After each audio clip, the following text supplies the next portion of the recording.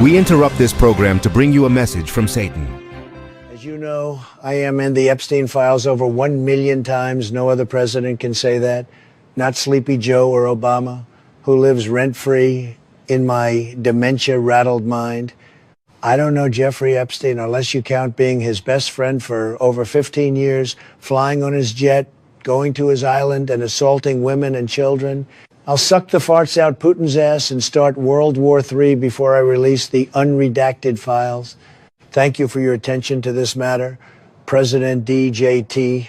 I'm Pam Bondi, and I approve this message. Don't you ever accuse me of a crime? That's a white woman, a white woman. A meth-faced bitch, you should get sky high. That's a white woman, a white woman. Under oath, it's still gonna lie. That's a white woman, a white woman. Gave Donnie sloppy topping just to keep her job.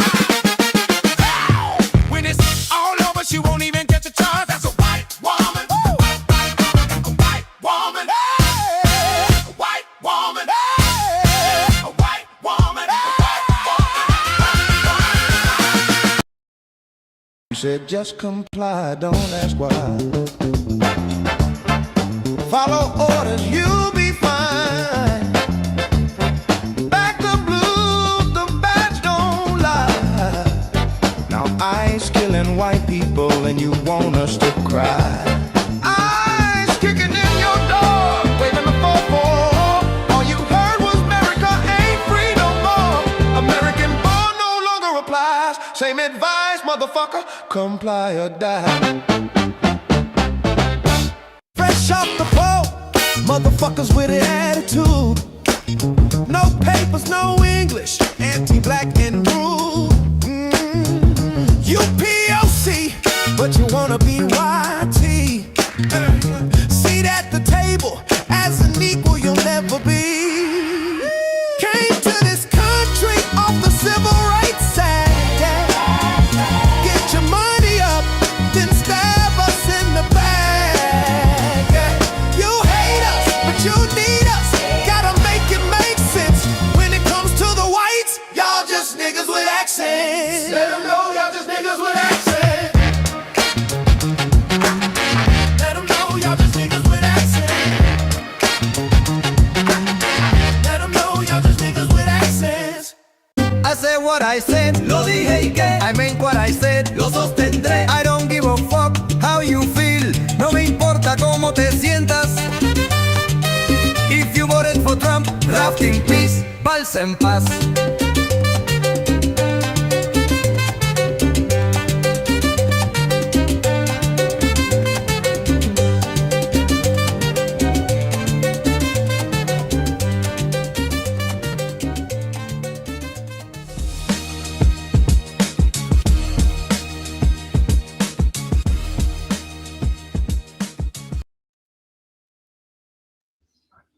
Everybody, welcome to For the People podcast. I'm your host, Vision X, and the show is for the people, by the people, to bring power back to the people. I am joined by my queen of judges herself, Miss Nikki. Hey, everybody. Welcome back. And normally the time you usually see it's just us two. We do have other people that do come on the show, but for the most part, it's just me and Nikki, and we always hold it down as usual. And also, before I begin as well, I just want to give our shout outs to everybody in our comment section who has actually said hello. Please note that if you're saying you watched the show, but nobody gave you a shout out, you have to send a message so we can know that you're here. We do usually do that at the beginning of the show, but people have asked about that, so we continue to keep reiterating it, okay? K is my name. Good to see you, DDS, Yaya, T-Coop, and HACF. So great to see you guys. We are going to start. We're just going to jump right into stuff. We're going to do a little bit of a longer icebreaker. So, Nikki, when we're sitting here like just discussing and talking things and stuff, let's try to keep it short, sweet, and entertaining, okay? Okay. So I'm just going to show you a few slides because we got a lot of heavy topics to talk about today. A lot of heavy topics. So we're going to really need this stuff. Now, as you've seen, I've had barbers where they had difficult children. For me, I can't deal with it, but I commend a barber or a hairstylist that can do it. Take a look.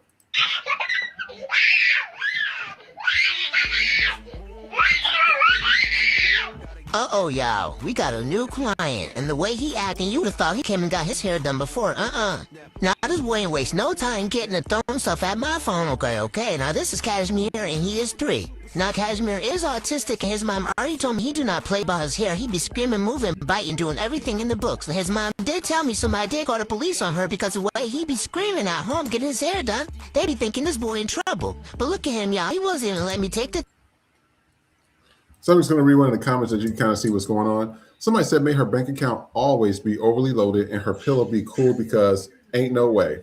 You know, when it comes to this is why I commend some barbers that do be having difficult clients and stuff. Nikki, what do you think? This is why I have a daughter. I mean, when it's autistic.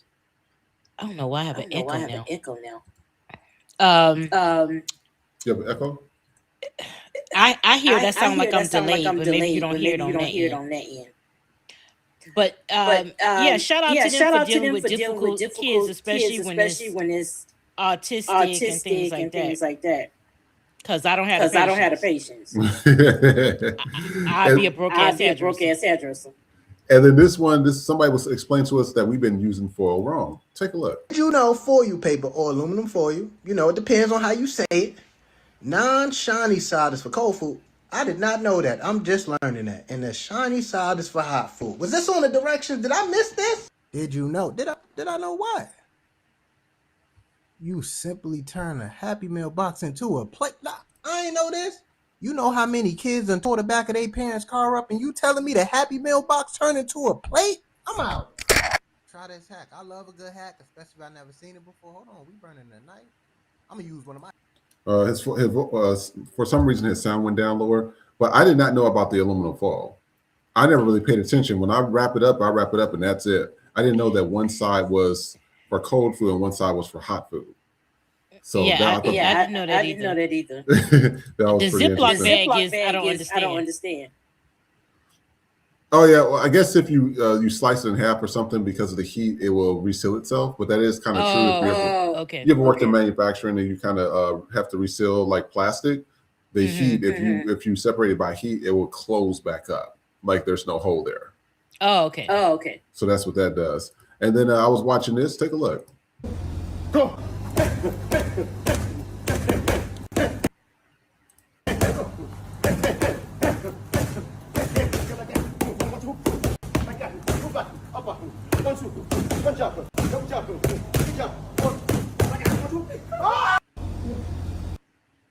Now, I don't know about y'all, but that's why I tell people keep your hands to yourself because you never know who's going to be there. You never know.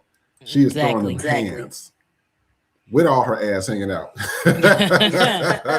Shit. So, yeah, that's one thing. And then you guys know the Oscars was on Sunday, and Michael B. Jordan won for Best Actor. It would have been good if Sinners would have won, but I knew that they was going to play the fence with that, and so they had the movie that Teyana Taylor was in. They had that one win. I don't think that movie was better than Sinners, but no. What they're doing is they're giving you a consolation prize because pretty much it was when you look at the movie, the movie that they were in, it was more. I felt like it was very mammy-ish to me.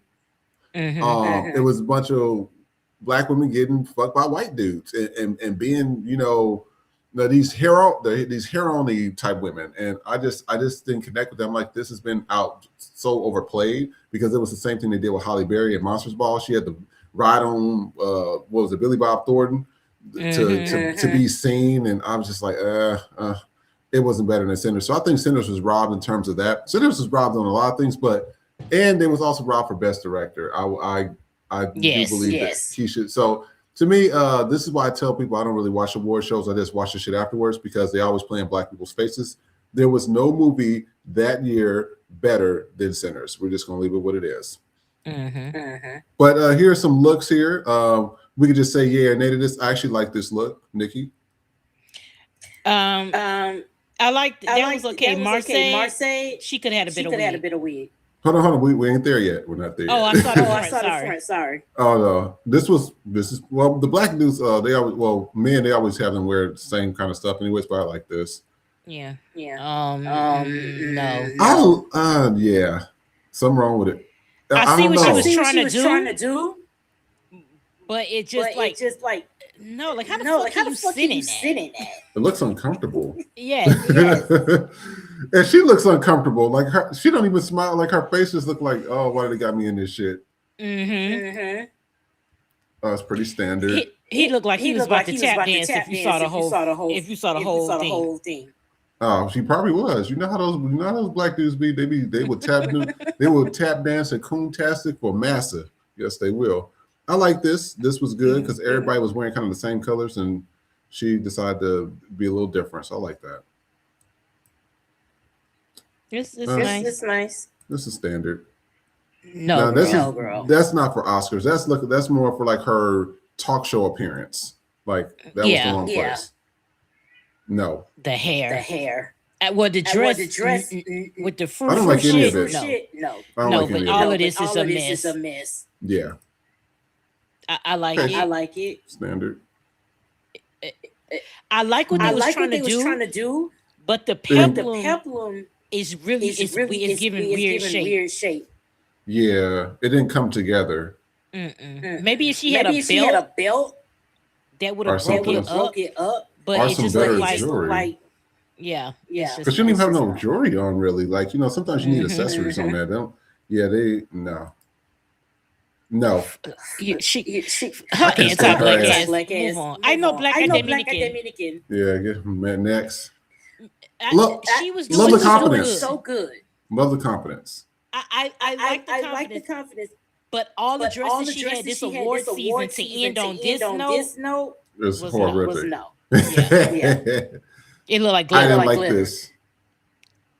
If it didn't have that sash, yes, this right here, whatever that is, that was killing it. Yeah, because I was like, what is that? Her other dress, when they go to the Vanity Fair party, she looks beautiful. I love him. Yeah, this is good. Oh, you ever since the beauty. No, he's been. If you saw, there's another one on Netflix called Hollywood that you would really like, and he's Ryan Murphy's new muse, and he is like perfect. Ryan Murphy, if you out there, please get me and Nikki on your show. We'll give y'all some shit to talk about. Okay. Put us in one of your movies or something, or TV shows. It was no. It looked like it could have worked if they would have tapered it in, maybe, but it looks so bloated right here. Like it looks like he's hungry, and he doesn't look happy either. No, that's not it. The velvet at the bottom. Yeah, it should. Yeah, something's off. Yeah. Nope. No, law. I need you to put the 30-inch bust down in right now. He looks a mess. I don't care how great of a fashion designer he is. You know how people can dress others, but they can't dress themselves? That's what law reminds me of. Yeah. This is not cute. All right, Teyana. I like it. She showed out. I'll give that to her. Actually, I like this better than I like the other one she had on with that raggedy wig. Yes, but I see what they was trying to do with this wig. But I don't like the blunt cut at the end. If it was given Hollywood glamour with a little wave, then I could have thought because it's. But I get where they was going. But you it's just it ages her. You think she can rock a pixie cut? Yes. I think they should have did that for this one, and gave her a little more colorful jewelry and took off that brown and made it. I don't know. I think they could have did better. Some of these stylists these days just ain't doing their job. It's starting to piss me off. But yeah, I want to show you guys that and everything, and I'm gonna read the comments before we begin. 1 second. Let me stop the video. Sorry, it's the share screen. So I just want to see who else is all in here as well. Jason B, nice to see you as well. T-Coup, good to see you as well. So yeah, we're just not getting the show started, you guys. Also, Nikki is working on her sound, so she'll be jumping back into the show. So I just want to give you guys that bit of information right there as well. Now, as you know, we are currently, now they're saying that it's not a war, but we are in a war. that was started by the Tiny Hats. I like that term, the Tiny Hats. And we want to show you like how everybody's kind of feeling about everything right now. So there was quite a few videos to get through, so we're just going to jump right in it and take a look. We'll be right back in a few.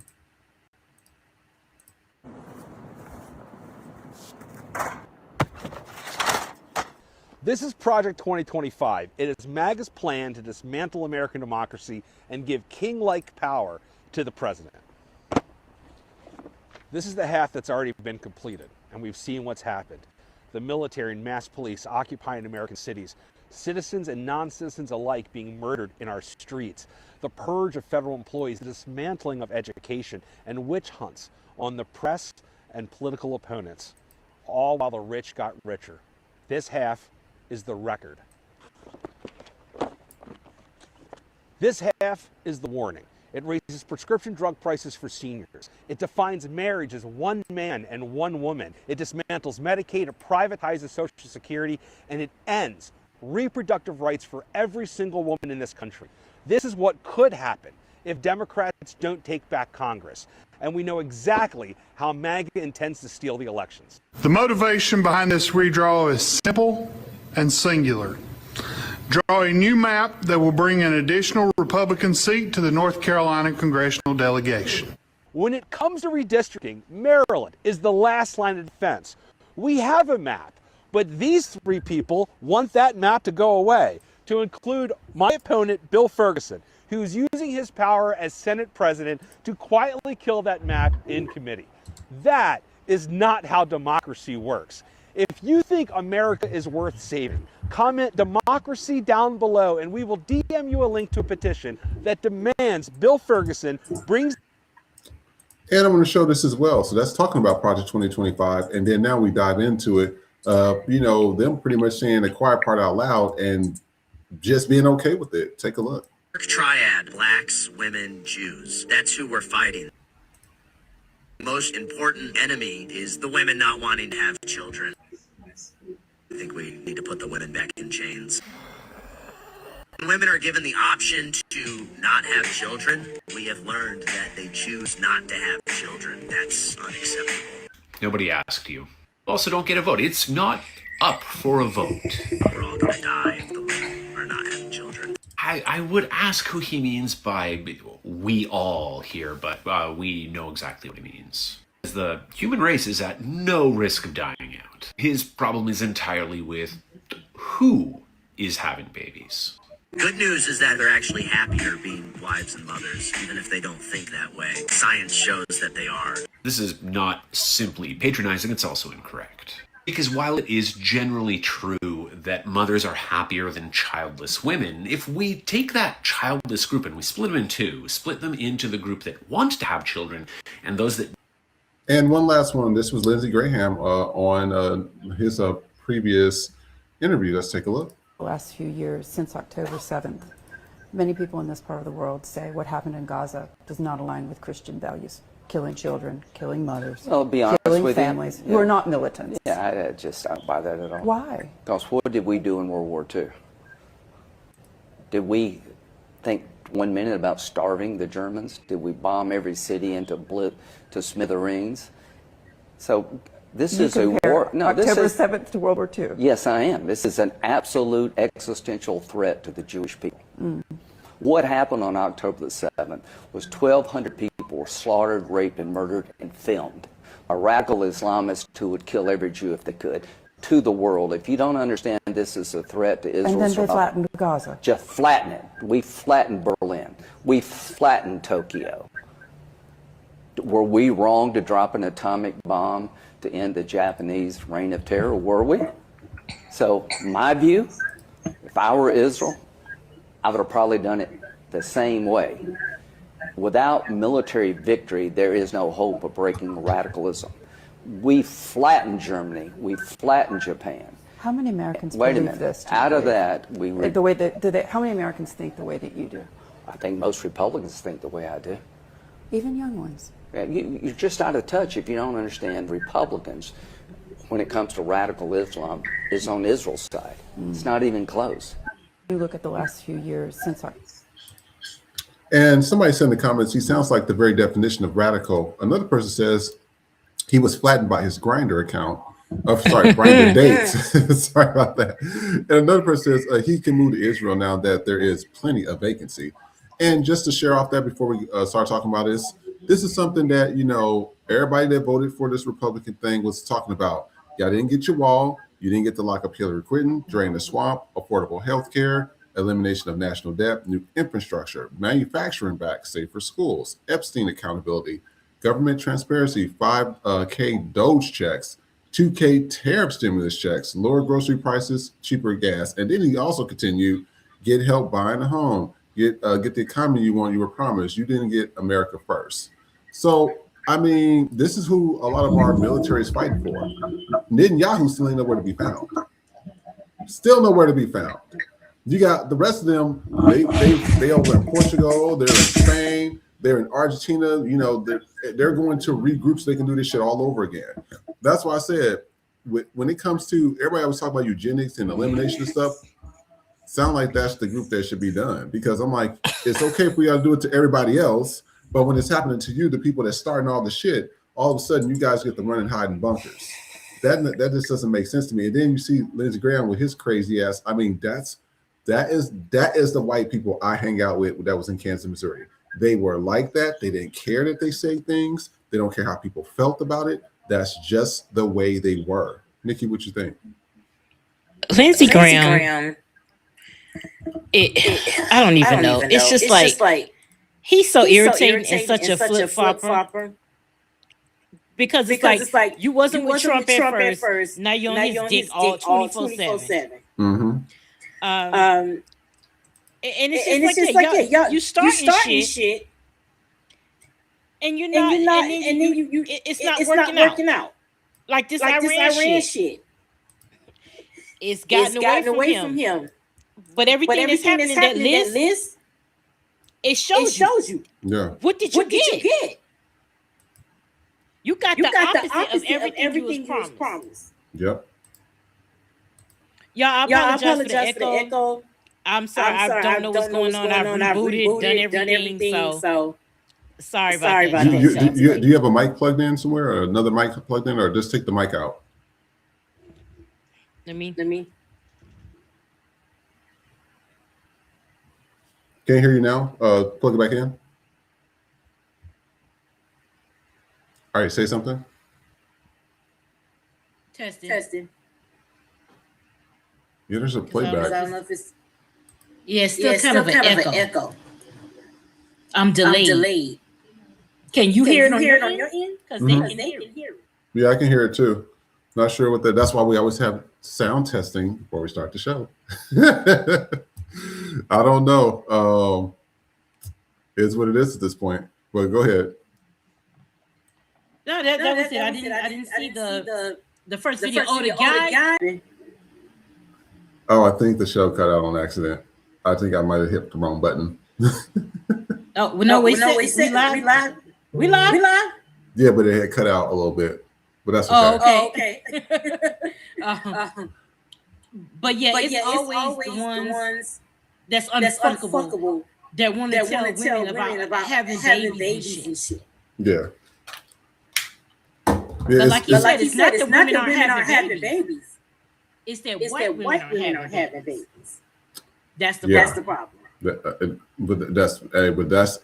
that's just the world like we live in. I mean, if you look at their options, like, have you seen a lot of white dudes? They look like Lindsey Graham. They look like Trump. Exactly. They look like Pete Hegseth. These are not attractive white dudes. And then if you look and you take a step further, you remember the app that Trey was talking about, where you can see, everybody, they just showing their private stuff. Most of the white people on there, the white dudes, are little dinglings. I mean, so you have white women that's why that's their only option. Men that look like that with little dicks. And then they bitch about everything. And then it just looks weak when they can go to a black guy who got a little more inches on him, way better body, can fuck better, looks better. I mean, it is what it is at this point. Because then you see people like Lindsey Graham, like not just him. What was that? What's the pretending white person, that pretending white dude that's half Mexican? What's his name again? Nick Fuentes. Nick Fuentes. And Pierce Morgan pretty much told him, he's like, oh, so you're not having sex with girls now? No, I never had sex. That's what you're up against. They want to have you white women in stables, like in the Salem witch trials, with your arms in here, that little thing, and your head in there, and just lift up your skirt, and ain't nothing you can do. I mean, literally, that's the shit that they be thinking about. And that's what you have to look forward to. And you have white women that's voting for 60%, 65% voted for that and continue to vote for it. So obviously they must love the Handmaid's Tale. I ain't seen nothing appealing about the Handmaid's Tale. I mean, you have to be held down by somebody that look like a Trump or a Lindsey Graham. Like, that's horrific. I'm sorry. I'm just keeping it real there. And then also, since we're talking about politics, this is what happened in this is currently going over in the Tiny Hats area. Let's take a look at this. Be right back.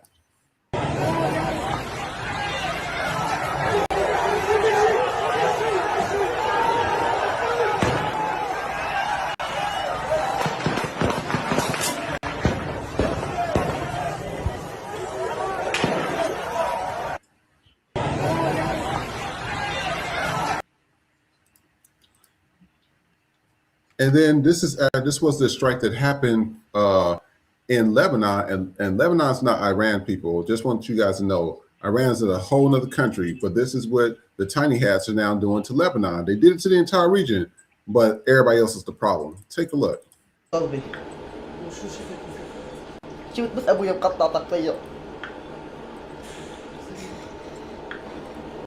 so sorry.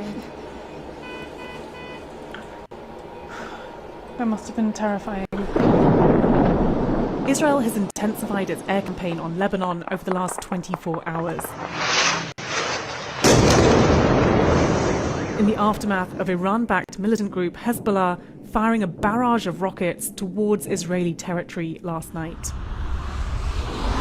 Earlier in the day, we travelled to the Bekaa Valley in eastern Lebanon, where many residents have already been ordered to leave by the Israeli military. As we arrive, another strike warning buzzed our phones. Okay, let's get out of here quickly. Maybe put your camera down because there's military. So she was pretty much just explaining like what's going on and what's happening. But I mean, they're attacking a whole other place that don't have nothing to do with that. And then this is France talking about Niger. Now, there's the whole thing that's going on with, what was his name? Tapasu? I forgot his name. The black military leader that's in one of those African countries. But now they're trying to dethrone him. I'm like, y'all white folks is the problem. Y'all the reason why we have all this shit going on around the world. You don't need to touch Africa, touch yourselves. That's the problem. Let's take a look. Chers collègues, nous voterons demain pour une résolution d'urgence qui me tient particulièrement à cœur, la demande de libération du président nigérien Mohamed Bazoum, que je présente pour la 4e fois. Depuis le coup d'État du 26 juillet 2023, Mohamed Bazoum est détenu avec son épouse par la junte militaire qui a pris le pouvoir, privé de téléphone et totalement... Now, we don't know what he's really saying, but comment says, why the fuck is the European Union concerned with Africa? And then we told everybody about traveling and all the travel plans and stuff and etc. Well, this is what's going on in the cruise ships. Take a look. UN International Maritime Organization says there are 20,000 cruise ship employees and 15,000 cruise ship passengers that are currently stuck in the Persian Gulf. The airspace is closed and the Strait of Hormuz is closed, and Iran has already threatened any ships that go through that way, so they are practically stuck. If they come on land, they don't have anyone to pay for their hotel or their food. So they have to stay on the cruise ship. And then what if they run out of food on the cruise ship? It's just a lot. It's just, it sounds awful. I cannot imagine. Let me tell you something. I went on one cruise ship maybe 25 years ago. I knew then, okay, this ain't for me. First of all, I didn't like how short the stays in the ports were. Like I was in the Bahamas for like, it seemed like 2 hours. I was like, okay, so no. And then I got seasick at dinner. And I was in the military. I never was deployed on a mute, so I was grateful for that. So I don't have a lot of experience with ships because that's just not my thing. That's not my mode of travel. I don't prefer that. So to be stuck on a ship, I cannot imagine. All the cruise lines have canceled all of their Arabian Gulf cruises until further notice because we don't even know when this is going to end. Also, people in the Middle East, when they call the hotline is asking them, do they want to take out a loan to get rescued? I'm sorry, the long thing took me out. And while we're doing that, you got the albino milk monkeys with no experience, these fucking pale bastards, sitting here cutting all your shit off. And this is a guy named Danny. He says, I worked for USAID when it was closed. These guys literally were firing senior foreign service officers with 30 years of experience on the spot. These kids were drunk on power and a reckoning is coming. I will always be hot about this shit. I know for a fact we allow children to die because of these snotty shits. Mm-hmm. And then everybody, America's talking about China and all, y'all better leave China alone. Look at this showcase. Take a look.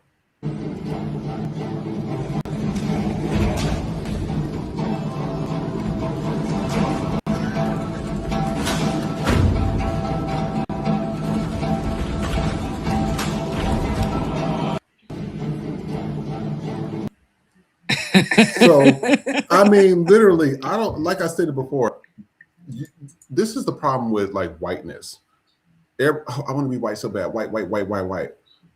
Y'all ain't fucking with them Chinese people. Like, America talks good shit. They talk a good game. These white dudes, everybody, Christy Noam, she got her little, her badge on and her little bulletproof vest for her bony ass.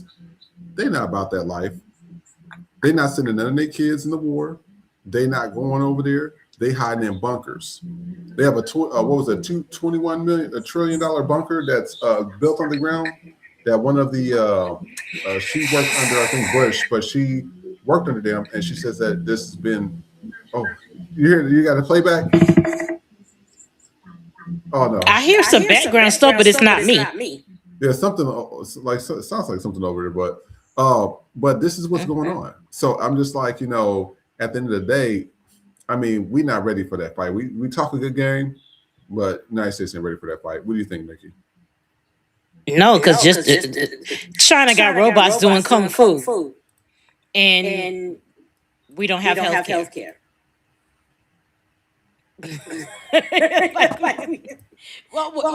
No, correction. China has robots doing kung fu, and 80% of America is illiterate. Like we can't talk no shit. It's a whole war going on, and America's on the other people's side. We on our side. we like handle your business. And that's the thing. Like, my thing is like, if this is the whole thing. If you're so tough, send your children to the front lines. That's the whole thing. It's just like they talk like this is the thing. MAGA and Christians, y'all believe in it so much. Y'all believe in racism. You believe in sexism.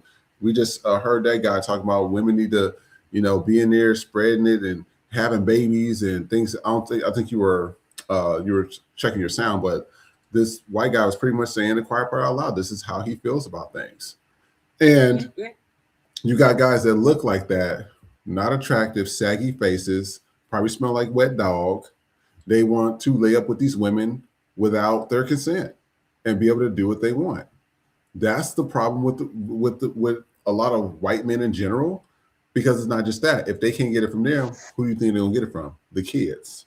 That's why they got all these pedophilia laws. Now we're lowering the age from 18 to 14. And now, actually 14 is not young or 13 is not young. It's actually 8. I'm like, underage is underage. Exactly.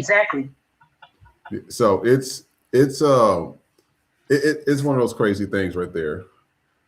Say that one more time, Nikki. Say something. Testing. Yeah, you have a lag. I think there's something with your phone or your connection or something. We had a tornado warning here today. Okay, maybe that's it. So it's weather. It's the weather. Okay, perfect. And so since we're on politics right now, we're going to shift to the economy. Now, a lot of people said that this girl's, like, what she was kind of discussing kind of resonated with them because a lot of people are starting to feel it.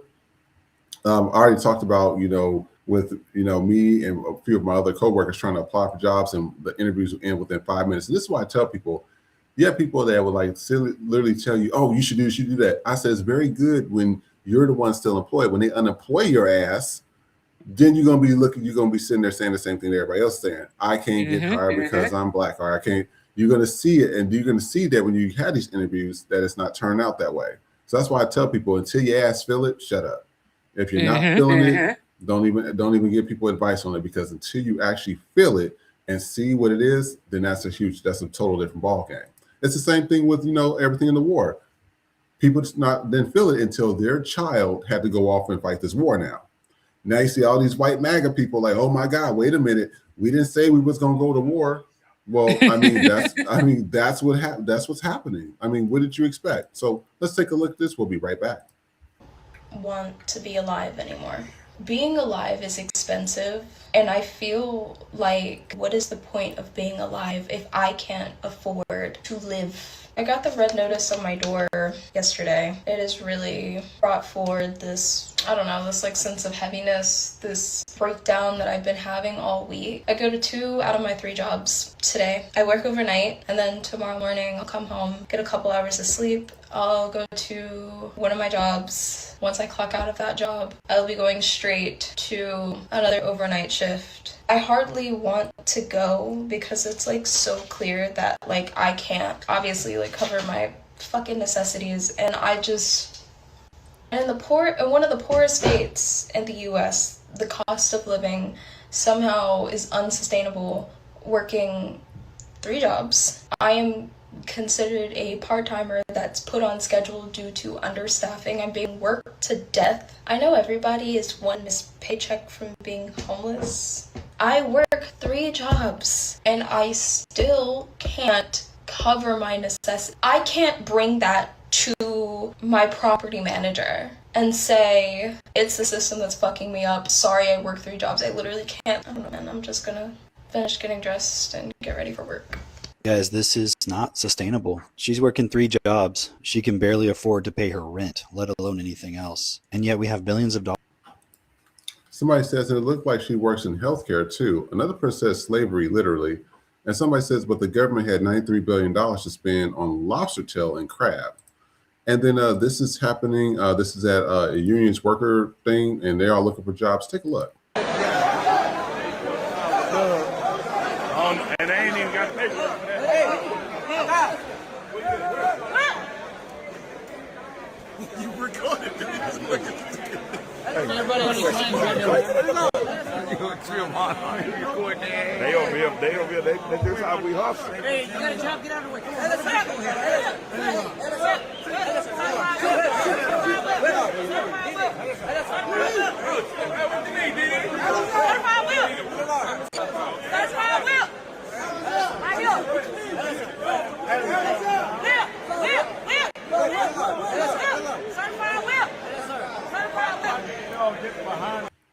See, this is a clear example of this is why we're starting an FTP podcast. Don't ever let yourself be put into a position like this to be at the mercy of other people, especially when you're surrounded by idiots, because this comment is exactly what we've been speaking about for a while. Somebody says the average union worker voted for this, even though the union leaders told them to vote against Trump because he would dismantle the unions.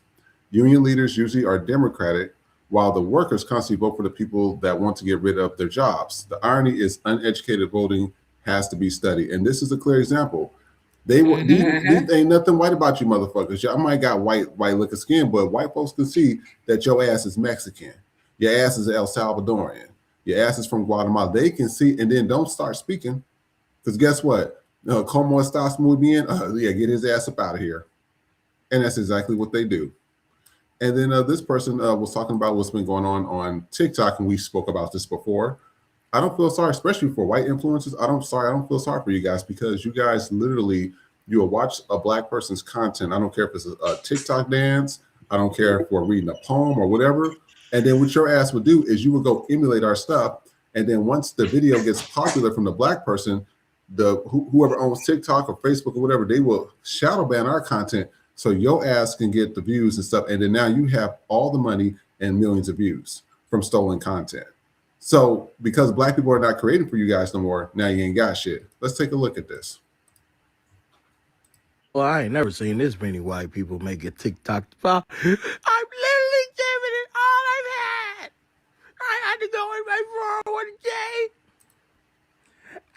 I've done everything. Y'all out here sounding like Whitney Houston. I have nothing.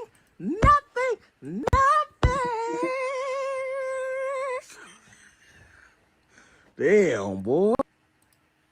And somebody said 350-year head start is still fumbling. And another person says a full circle moment without reparations. And then this was posted on the news regarding job loss of 92,000 in February. Take a look. Department has released new jobs data for February. The unemployment rate here in the U.S. has risen to 4.4% after employers cut 92,000 jobs last month. Economists were expecting to see a gain in the jobs report. Labor Department says hiring deteriorated from January due to worker strikes and recent winter storms. Economists use the terms frozen and stagnant to describe the current job market. The Labor Department has. Somebody in the comments says LA's job scene is a joke. Companies are claiming to hire but never call back. I've been hearing about that. And somebody said endless wars and plummeting economy with higher prices. Are we great yet? So I want to show you guys this is happening across the spectrum. People are feeling the crunch. That's why when people say, "Oh, I'm using Klarna or Afterpay," hey, baby, do you? Things is tough out here. You need. I mean, if you ain't got a credit card, hey, that paying for. I use it. That paying for helps. But this is why I tell you, and this is why this was a good segment, because I wanted us to talk about it. And you guys in the comments, I want you guys to talk about it as well. But everybody is feeling the crunch. And what gets me is that, like, people was like, they said, well, somebody asked me, they said, well, you have a health administration. I said, yeah, but I don't work in the hospital. The hospital is your last line of defense before you die. Everybody got to die. Everybody gets sick. So I said, you'll still keep it until they feel like, okay, we got to cut the budget and then we got to eliminate the blacks and POCs and stuff. And then all of a sudden, they ask us will fill it too, which is happening in these rural hospitals. They shutting it down. We played that before. And now those people can't get jobs. But now, since they're applying for jobs, now they're weeding out, oh, well, let's get rid of this POC or this black person to get this white person in. And that's what's happening at some of these hospitals and stuff that's going on now. Exactly what we stated is exactly the videos we're showing, is exactly what's being reported in the news. And people always say, oh, well, that's fair. This is the problem. One thing I hate is an unprepared person, especially black people in particular. POCs, whatever to them. White folks, that's obvious. They think nothing can touch them. But when it comes to a black person, it's like you guys are oblivious to your surroundings. It's like you guys don't see it until it actually starts affecting you. By that time, it's too fucking late. And that's just the way I see it. Nikki, what you think? That black girl, I feel so bad for. But I completely understand where she came from. And it took me a while. I'm like, please don't, take your life. Mm-hmm. But it's literally too expensive to live.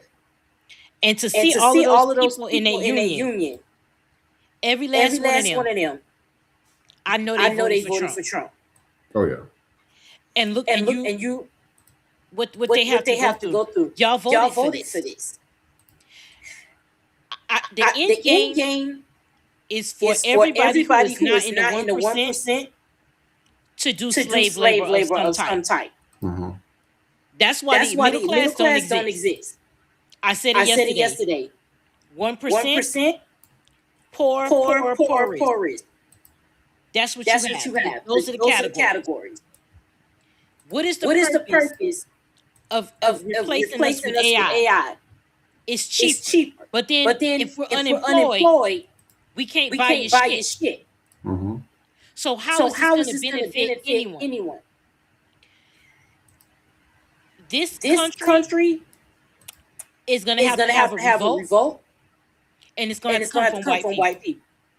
Yeah. I need white people to not be able to eat. I need white people to not be able to feed their children. I need white people to get them eviction notices. I need white people to have these foreclosures. Because it's not until y'all are sitting in a fucking cardboard box that you're going to give a fuck. We already niggas we know what it's like. We are and sadly to say we're accustomed to being one check away. This ain't new shit for us. Yeah. And it's infuriating because you can't afford to go to the doctor. You can't even afford to have a flat tire. Nothing. Imagine working three jobs and you still can't cover your rent. Because if she can't cover rent, I know she can't cover nothing else. Yeah. And that really upsets me. Yeah, I don't know. And it's real sad because it's just like because she looked like she's in her 20s. And she's probably just like a regular nurse in a hospital, like, you know, because, you know, if she's doing that, she's not making like that. You know, there's different tiers of them.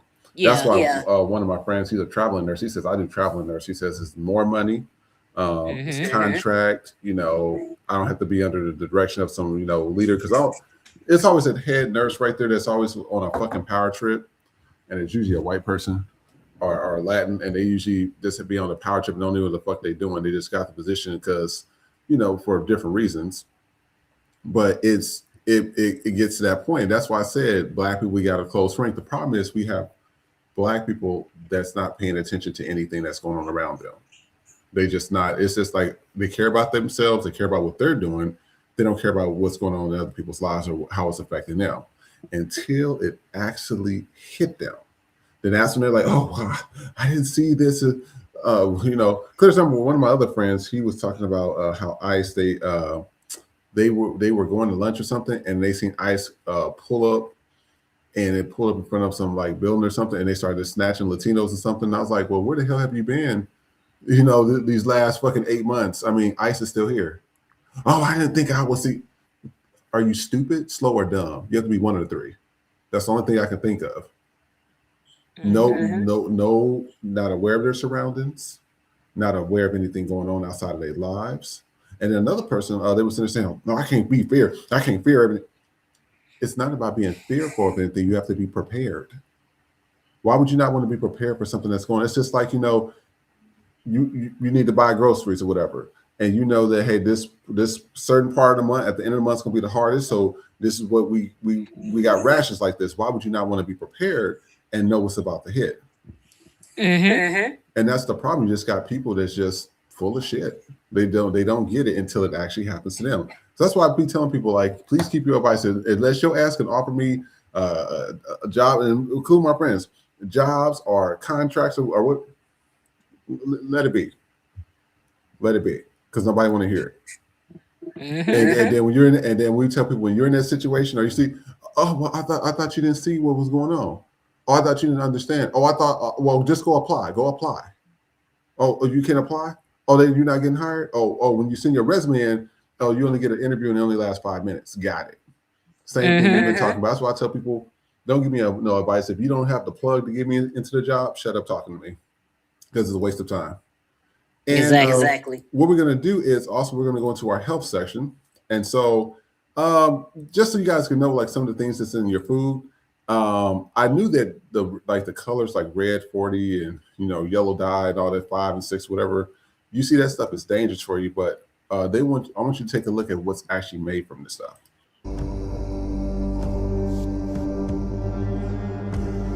This is a dried parasitic insect that you eat every day. If I crush a small pile of these insects, scoop them up, and pour them into a vial of warm water, the water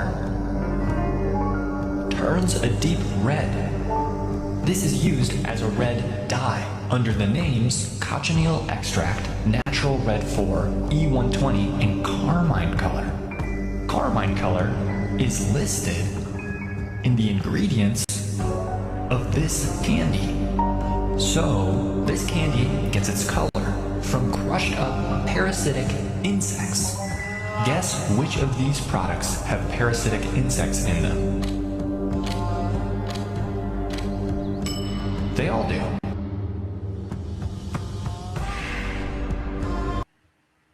So I'm reading some of the comments from this one. Somebody says, I just don't understand why we just don't use fruits and vegetable juice to make these colors. And then this is a new drug that's making the market. Take a look. It's a new way to get high. Made me just feel, you know, like I was walking through wet concrete. And it's called bed bugs. That's because it is bed bugs. So what it does is it enters the brain and it goes to certain receptors in the brain that are in the pleasure centers of the brain. And those are stimulated, dopamine is released, and the person gets a high from that. Bed bugs have a known hallucinogen that, if smoked or injected, can cause major hallucinations. There is no way to extract the active chemical known as pH 417, so the entire bug is dried, crushed, and then smoked, and sometimes even injected. It's neurotoxic. It's very dangerous. It's a reality out there. And I don't even know what the fuck to say. I'm putting fucking Carmex on my lips because it's keeping my brain from itching my skin the fuck off. What the fuck y'all gonna do? Make bed bugs illegal? Like, oh, your house dirty, bitch. You got insects in your bed? Jail for narcotics. I'm reading some of the comments. Somebody says they're not high, brain fucking itching dummies. And another person says, who was the first one to ever crush a bed bug and smoke it? What the hell? And then this lady explains why there was such a high rate of STDs from Europe. Take a look. So men fucking monkeys was not the origin of most STDs. That's actually not true. But what is true, by the time record-keeping systems were in place in the late 1920s, girls under age 13 accounted for 10% of reported infections among females. So, doctors were vexed as to how so many girls had become infected, particularly those from white, middle, and upper-class families. Actually, Miss White Lady, not so fast. The first one is not too far off. In Europe, they were actually living in close proximity and sleeping literally and recreationally with their livestock. On top of that, many people only bathed once a year. This was a common practice, which spread a lot of disease and infection, on top of sleeping with children in Europe. So much so that this was a common thing. And they even shipped an entire boat of these people out of Europe. And guess where they went? To discover the Americas. Even though people were already here living, but let's just brush over that, I guess. And guess what? They even created a Disney story about this. You may know it, Pocahontas. Read some of the comments. Somebody says white folks really need to learn the history about the Moors. Another person says, and have the nerve to call someone else savages. And then somebody else says, her completely ignoring history and what was confirmed is wild. And then remember I tell you guys, watch where you're eating at and stuff. This is why I'm getting away from meat. Take a look. Seriously? Seriously? You gonna stand there on the food with your boots? And I'm filming that shit. No, you watch it. That's terrible. Oh, you wash it, so it's okay. Now you gonna kick it? Okay, that's bad. That's the cookie. Please don't buy nothing from me. And somebody in the comments, somebody says, since when they had Asians that was a mechanic, and another person says fish was supposed to be already removed for him as common sense. I mean, this is stuff that's going on. This is why I tell people we got to watch our health. We have to watch our health. And one thing that get me is like with the parasitic bed bug. That is some nasty. Do you understand how nasty bed bugs are? Bed bugs, they come from the bed. Well, they come from under it, once they smell your pheromones, and then they bite all the people that have been staying in a hotel or wherever for how many years. So all that blood collected from those people, you are now ingesting it into your system. You're smoking it, or you're injecting it into your bloodstream. All those people from that bed bug. But let's talk about black people though. And then in addition to that, the whole thing with the STD thing, now we started to, you see the full picture of how white folks went from Europe and came over here, and all the diseases that we had to go through. And then everybody was talking about the Native Americans, so did Africans. The Africans hit them hard as well. It wasn't just, they even built forts over there, and people don't build forts at places if they're not willing to stay there. That's why I tell people, y'all got to look at, you sold your person, the black people sold each other into slavery. Why are they building forts over there? I said that means that that's not the full story. Either you do it, Either you do it or we do it for you. And then as they built them forts, you start seeing them building houses and tents and all this stuff. And then now we have the whole slave trade. But that tells you the unhygienic practices of these people.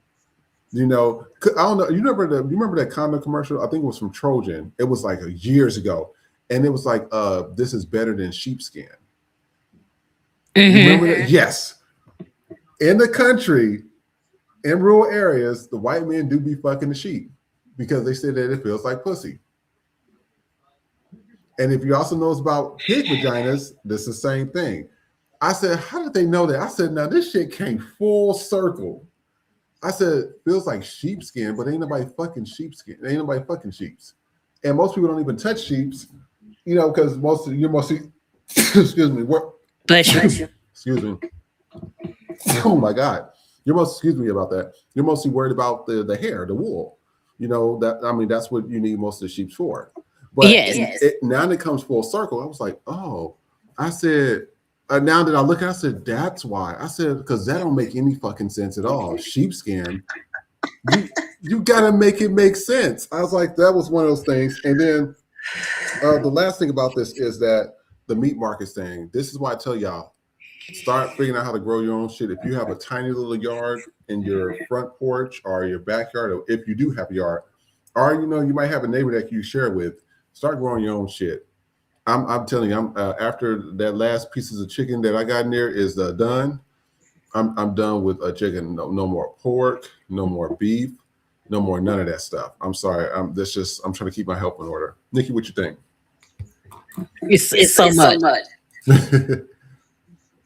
White people, I don't know what the fuck is wrong with them. Because we cocaine and meth ain't enough. Opiates, that ain't enough. Y'all went from paint to glue to Tide Pods to fucking meth. Now it's bed bug. I can't buy prescription. I can't go and buy medicine for cold without showing my fucking ID. Pretty soon we won't be able to go buy Ugg spray or anything without a fucking ID. I just can't wrap my mind around smoking a bed bug. Yeah. They can't never come up with strange shit. Like I just that's blowing me. I'm sorry. Because the nastiness. Like you said, everybody's blood is in there. But you're dealing with people that don't wash their ass. Yep. So what can you expect? Now you're gonna have people breaking in hotels because they bed bugs. This is America. Yeah, this is America. And then when we say something about it, they're like, oh, you're so divisive.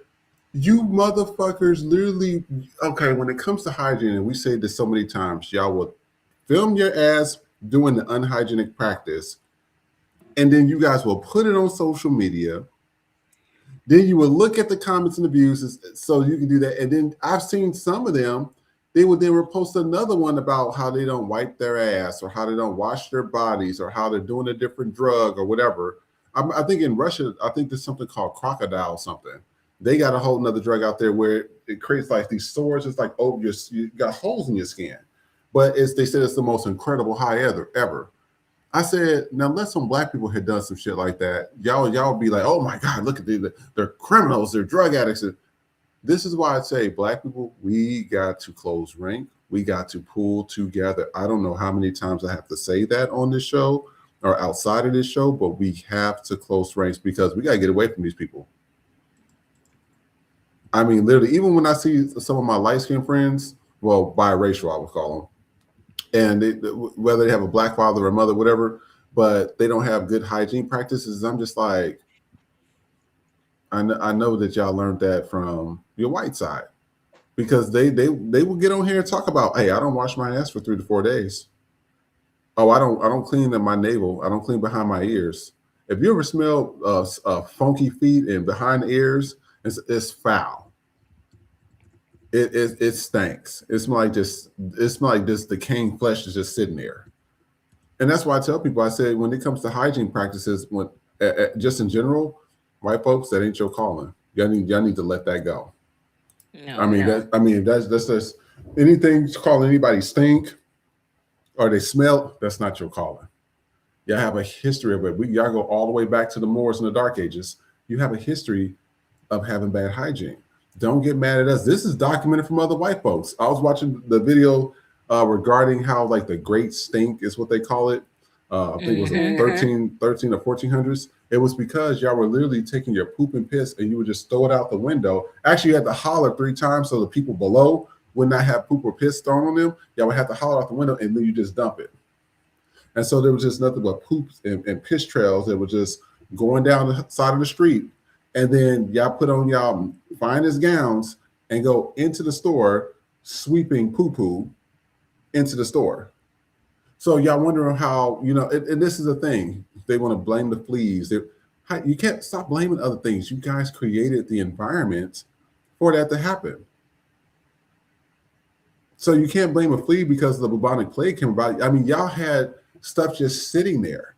And this is well documented multiple times, not just by, Britain, but other countries that came and visited the area. They said the hygiene practices in Europe was disgusting. This is why I said the Moors, Nikki, there's always in history, like that group, they always get saved all the time. Every last one of the people that did the saving need to get punched in their fucking face.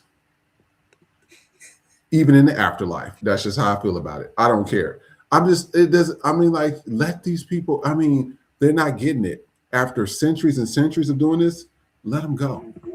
Let them go. That's the best advice I can give.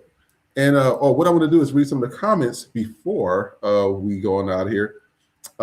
K is my name says, imagine the smell. Democracy says, yuck. Democracy also says, people clown me for my eating disorder, but I'll gladly live. Thank you. Democracy, if you want, can you elaborate on that if possible?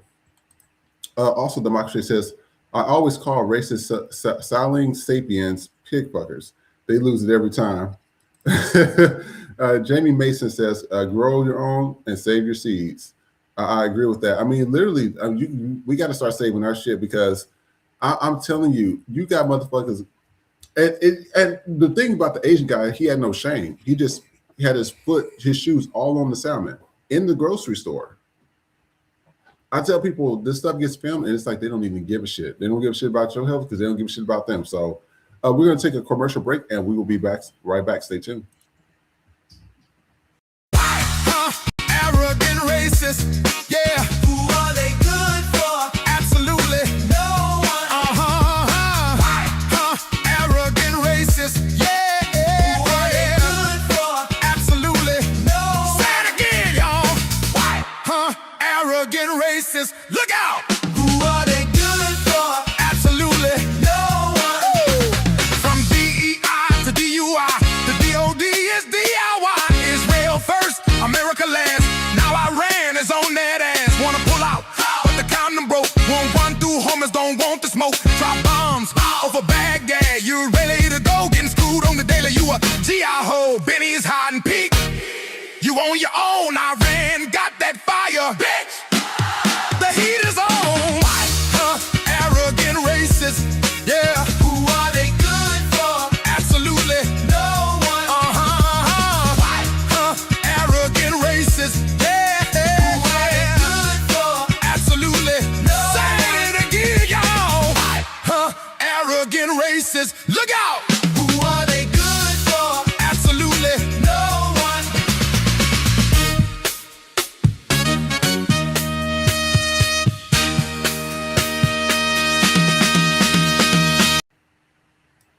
Hey, welcome to For the People podcast. I'm your host, Vision X, and we share the quiet part out loud so you don't have to. Raw, cut, and unfiltered. And Nikki, you are back. Go ahead and say something. Hopefully, let me put my headphones in. Say something. Testing. I still got an echo today, I think. Yeah, I think it's probably the weather. Yeah, that storm's out there. It ain't playing no games. It says, I'm tearing up everything out here. I don't give a shit. And this is a thing called Keep Your Hands to Yourself. This is a segment. And now this happened in New Jersey, but Trump gave these people a license to just say and do whatever they want. This is why people say, oh, you want, work at a bar so I can deal with this shit? No, we'll pass. Take a look.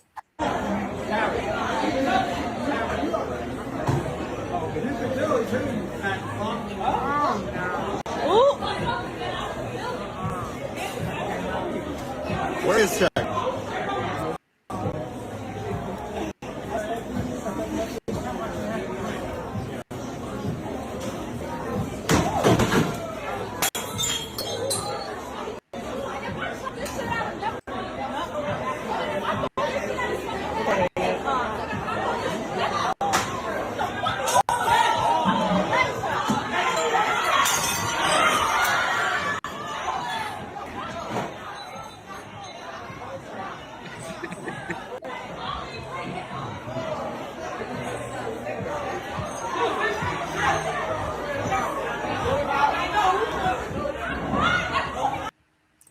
Why That's right. Somebody says, black men protecting black women, a job well done.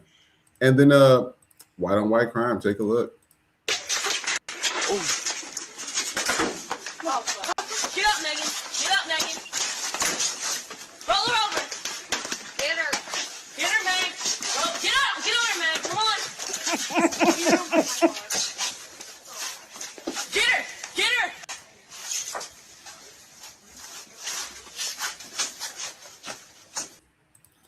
Somebody in the comments says they even fight uncoordinated, laughing my ass off. And then here's another one. Take a look. Back up. Back up. You bitch.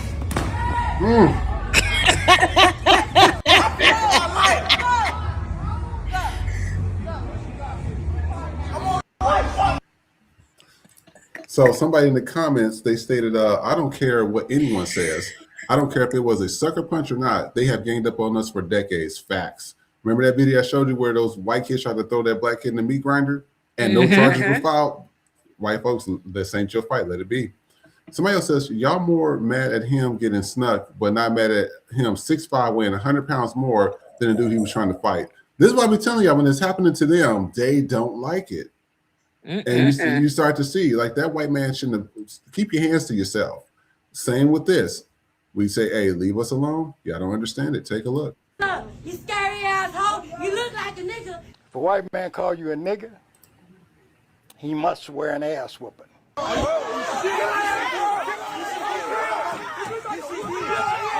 Handling her.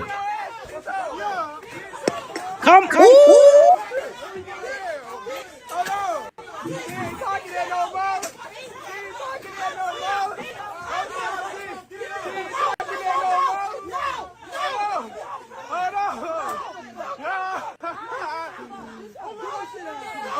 Ooh, she was handling her. Now she's throwing stuff. Somebody says, I saw levels of protection and support. One lady guiding the sister out. Another is taking the bottle. Dude in the back announcing, watch out. Proud of everybody. Oh, now she grabbed the bottle. Yeah, I'm telling y'all, just a mess. For her to say the N-word, just, you don't have to say you don't have to say anything. You don't have to put your hands on us. Just leave us alone. And then this guy's explaining the brutality of them. That's why they like that. Take a look. These people have been doing this for a very long time, and it's it's this oxytocin gets released when they dominate, when they put out their power and domination and torture. You look at the papal inquisitions, right? You go back to the papal, under the order of the popes, they tortured, killed, and slaughtered over 80 million people. Damn. Over 80 million for fun. 80 million. They have for fun. They have a museum. You go to Rome, they got the museum. They got the tools, the torture tools. They got them on display. Look what we had. They had the Pope's spear. And it was this device that was shaped like this with spring loaded. They would put it inside of a woman's vagina and pop it open and explode the vagina from the inside. They had this spire, pyramid spire. It was a pyramid with a long, thin needle on it, steel. And it would roll a man up by his hands and roll him up into a tree and then drop him down through his anus onto the spear over and over and over and over again. And they had all these crazy torture tools, and they got the most joy out of torturing people until they died. These people are doing this.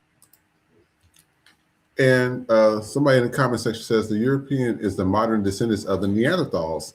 The sadistic behavior is hardwired into their DNA. This is pure assumption, but it could make sense. I keep telling them, I said, you cannot be human and you're doing that to somebody. You torturing them to death. And y'all come, and that's why when you see the photos from like the 1940s and 50s of them hanging black men and stuff like that, you will see these people are coming out on Sundays after church. Christians, holy rollies. That's why I said that whole Bible thing is, and then white folks always want to, well, let's jump in this war. Let's do this. Well, take a look. We want peace. Here I come. Do you think wars are coming from us, though? Which war? World War I? World War II? Crusades? The American Revolution? And Napoleon? Yeah? The 2 atom bombs that were dropped on Hiroshima and Nagasaki? Since World War II, America has invaded 30 countries. Which of those are Muslims? Let's look at the statistics from 0 to 2008. The people that have taken the most lives are Christians. Coming over and saying we don't want wars, I should be saying that to you. He got cooked. We don't want fight. We want peace. Well, he ate him up on that. Somebody says, remember, World War III started by the USA. And then somebody says Christianity started every wars, well as Germany. And this, I mean, I want to show one last one. This is called Keep Your Hands to Yourself, Black people. We are the only ones on our team. And the other thing is, Black folks, we shouldn't even been in a crowd like that. So take a look. We'll be right back.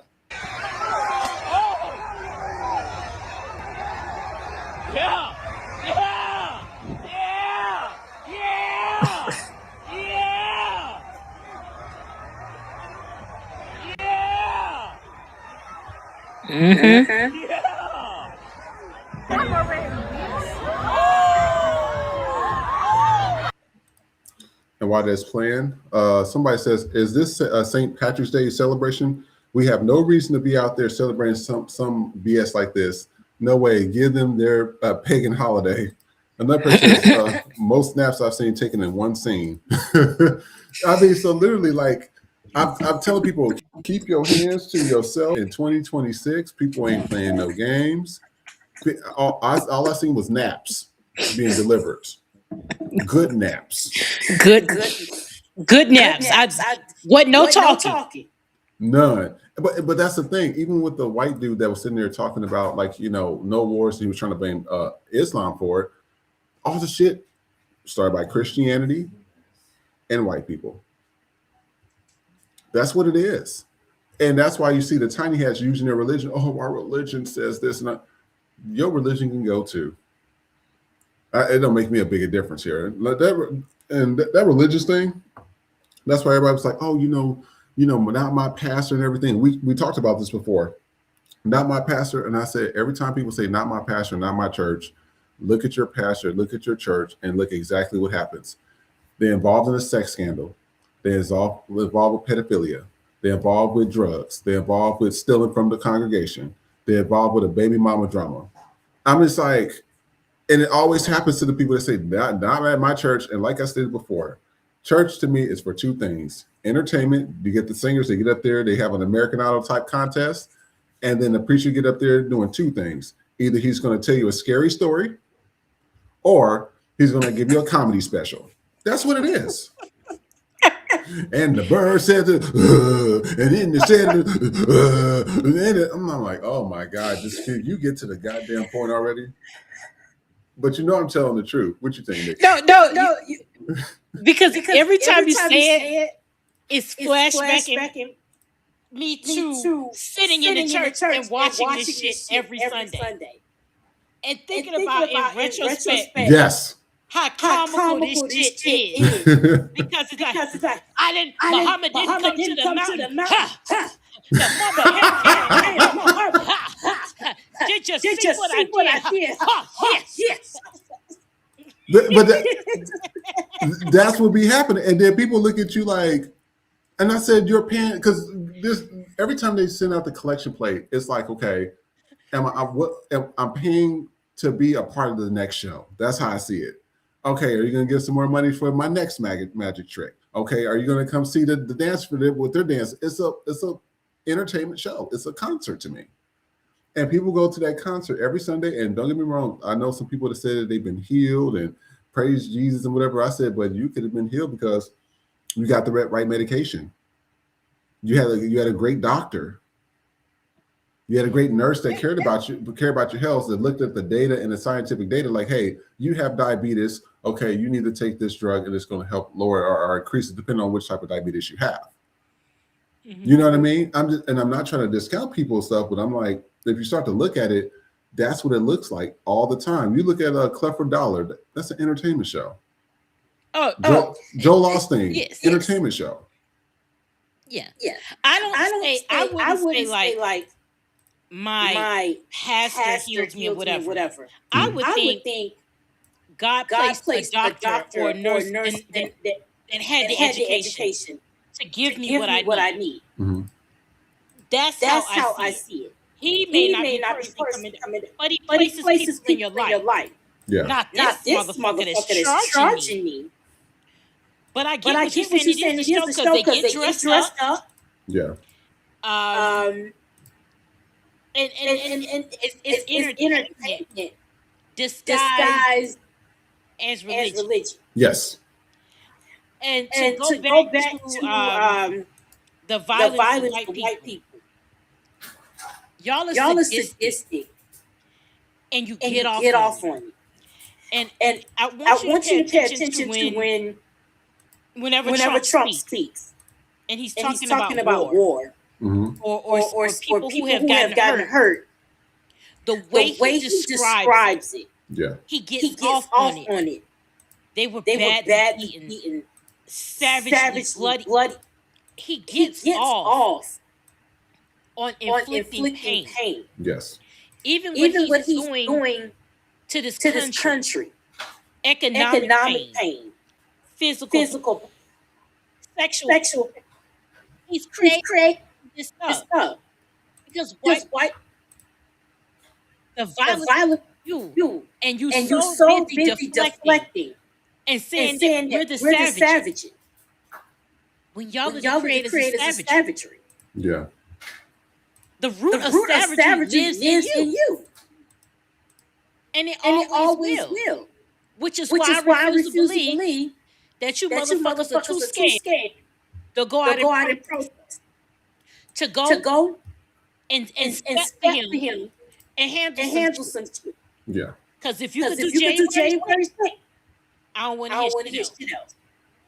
Don't look for us. Don't wait for us. We're not coming. Absolutely. And you know what? Speaking of that, this black girl, normally I don't play videos because we pretty much do the commentary on here, but I know we're having some sound issues, so I'm gonna let her video play. But she talked about performative allyship, and when you start to think of it, it resonated very, very well with me because I was just like, oh, I said that's how it really is when you're dealing with white people, and especially white women. Oh, you said it before. I like to come. Oh, I voted for Kamala Harris, bitch. That was what you were supposed to do. I holler every time when I see that because it's facts. So I want us to take a dive into this video because it was really interesting, and she was like spot on.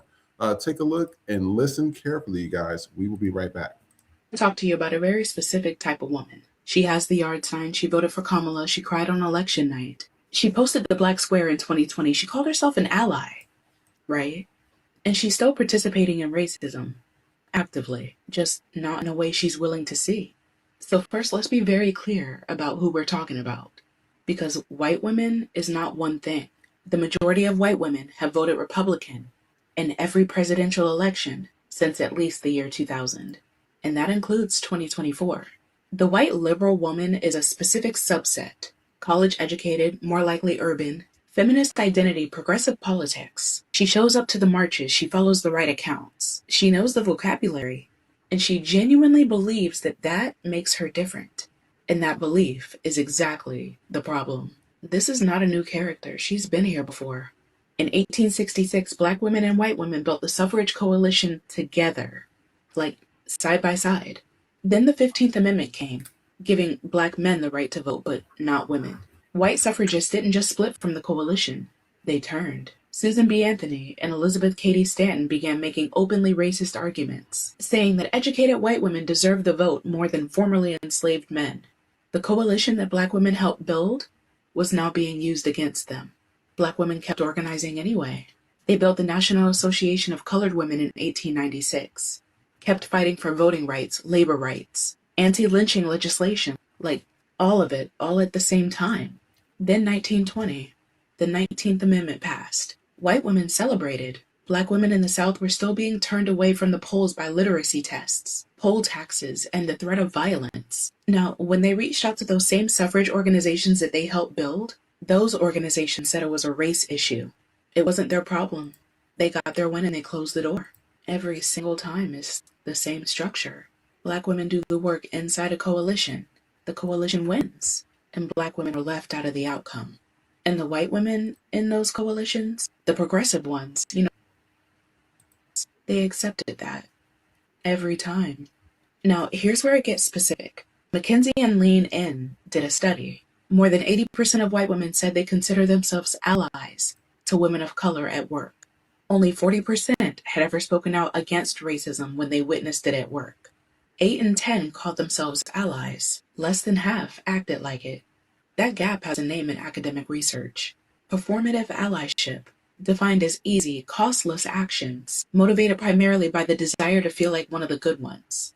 The yard sign, the black square, the march that felt meaningful but changed nothing structurally. Actions that served the ally's conscience more than the people the ally claims to support. And here's the part that doesn't make it into the conversation enough.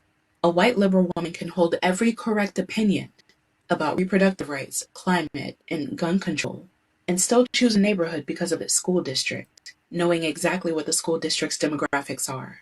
She can post about housing inequality and participate in gentrification. She can say Black Lives Matter and then turn around and call the police. She can vote blue in every election and still cross the street. The research is consistent on this, right?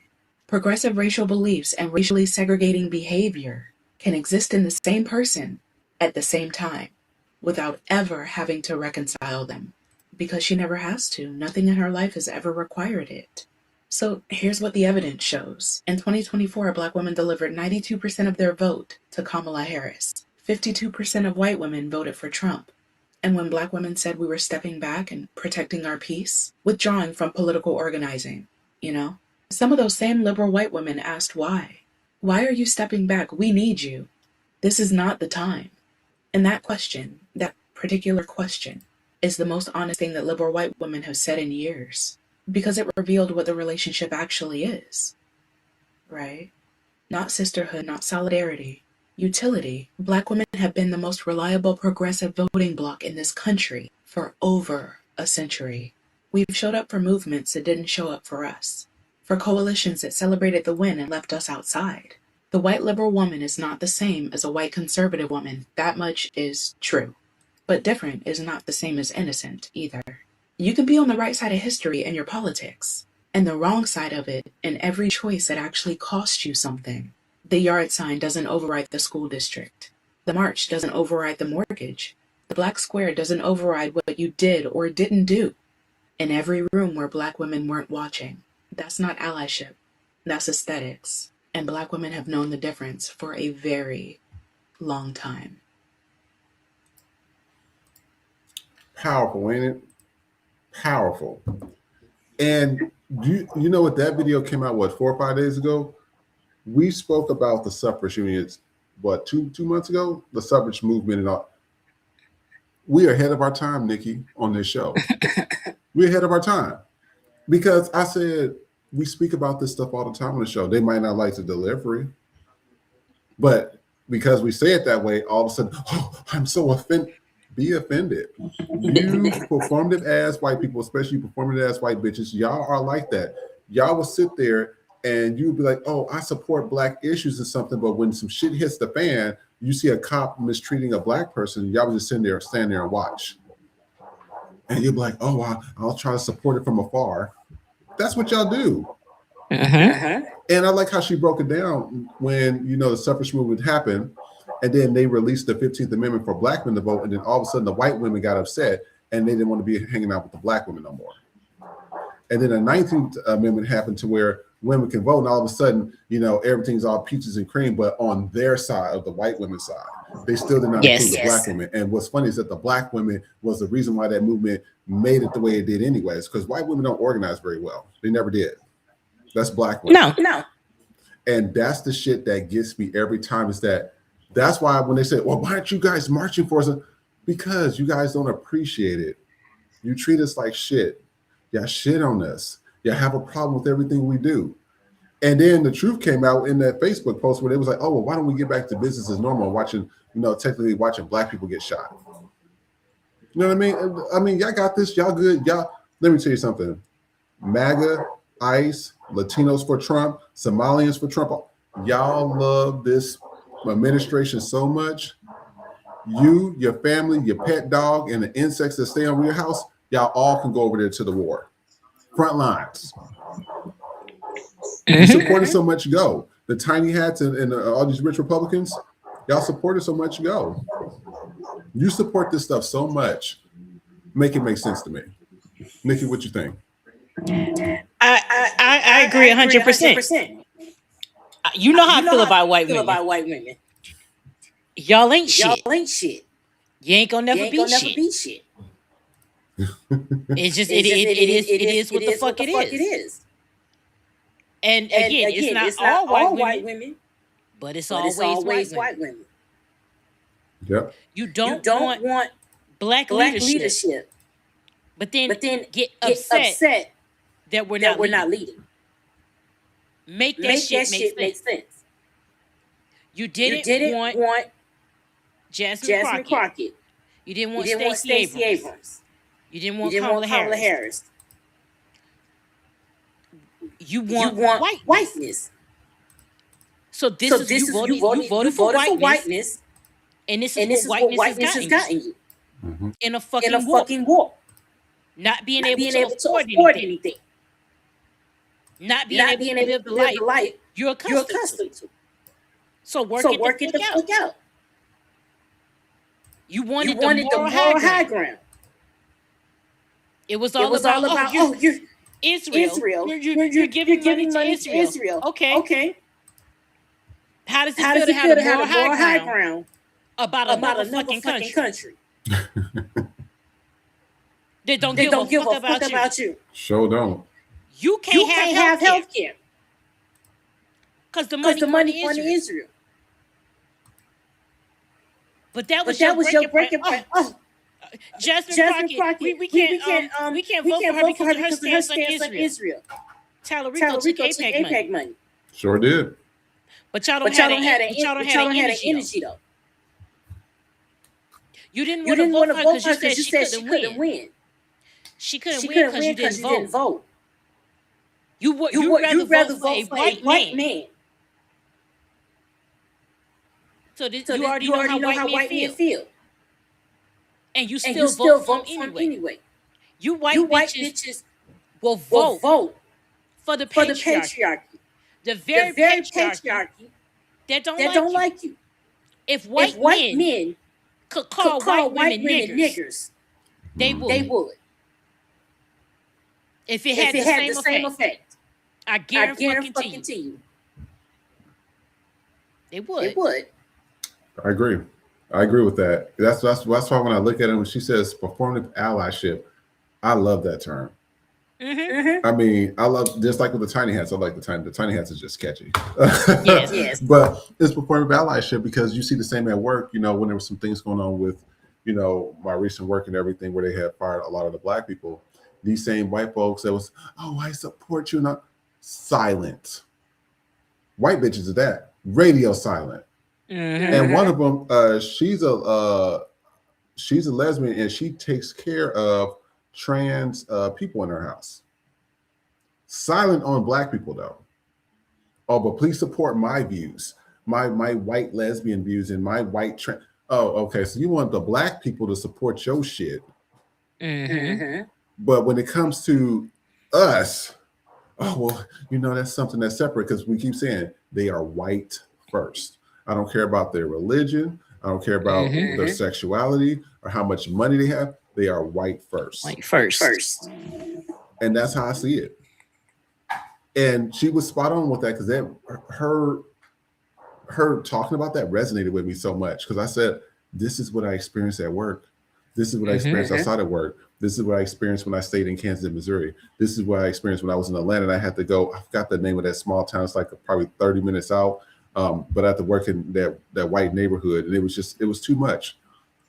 Even oh my God, even this one incident where we had went to this HR convention and the white women that we were working with started laughing at the other white women because they was like, look at their diversity poster. They were talking about diversity and it's nothing but white women.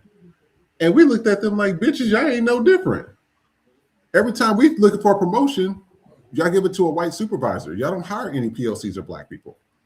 But have the nerves to look at, and that's how I see the Republicans and Democrats. The Democrats have the nerve to look at the Republicans like they're bad. Y'all both bad. It's just you're the lesser of two evils. Yeah, it's blue MAGA. Yeah, pretty much. I said y'all see. This is why I say with like the Republican Party, they want to kill you, whatever. Shoot them dead right there. They don't care. The cops could be there. The judge could see it and will say nope, not guilty to them because they have white skin. But when it's somebody black, when it's the Democrat side, they would like, oh well, we don't want to see it, but if we hear about it through the grapevine, oh that was really unfortunate. Yeah. But you still support it though, as long as you don't get to see it. Exactly. That's the shit You I mean. want plausible deniability. Yes. That's what you want. You see no evil, hear no evil type of shit. That part.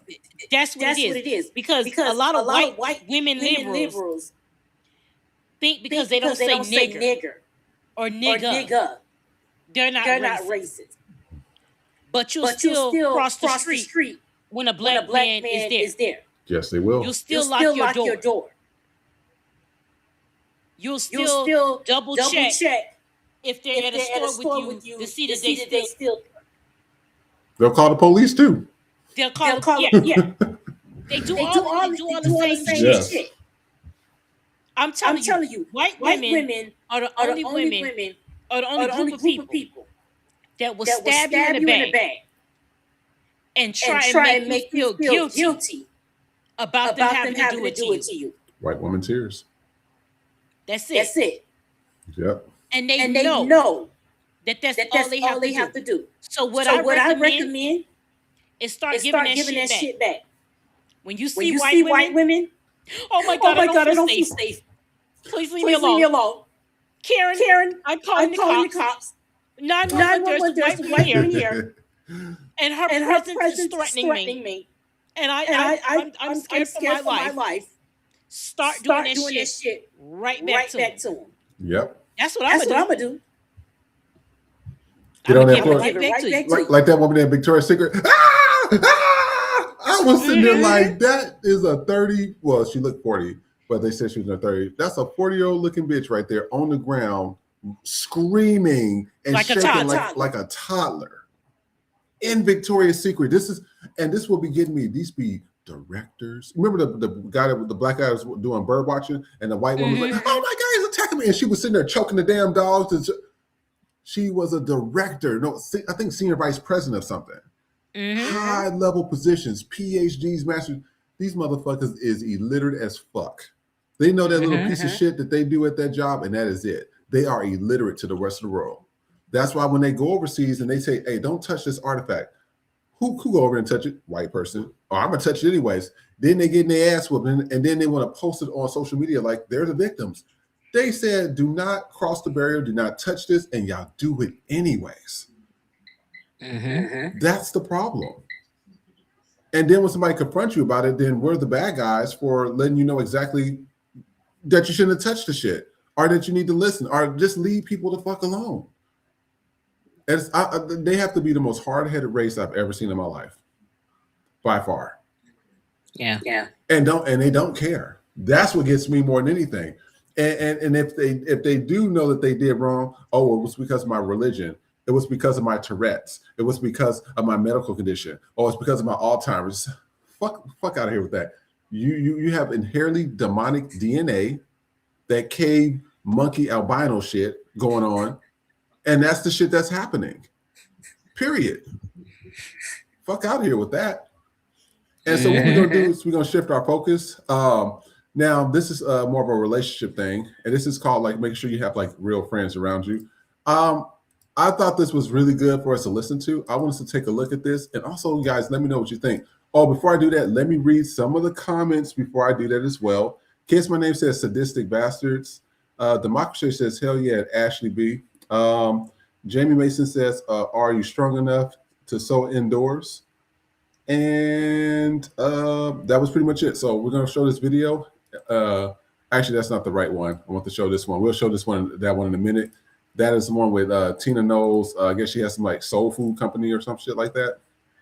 Not sure what that's about, but people are not feeling it. So I want us to show this one, and then we will be right back. Stay tuned. Oh, snap. Sorry, guys. 1 second. Let me re-upload this one more time. I don't know why it keeps deleting. So 1 second, you guys.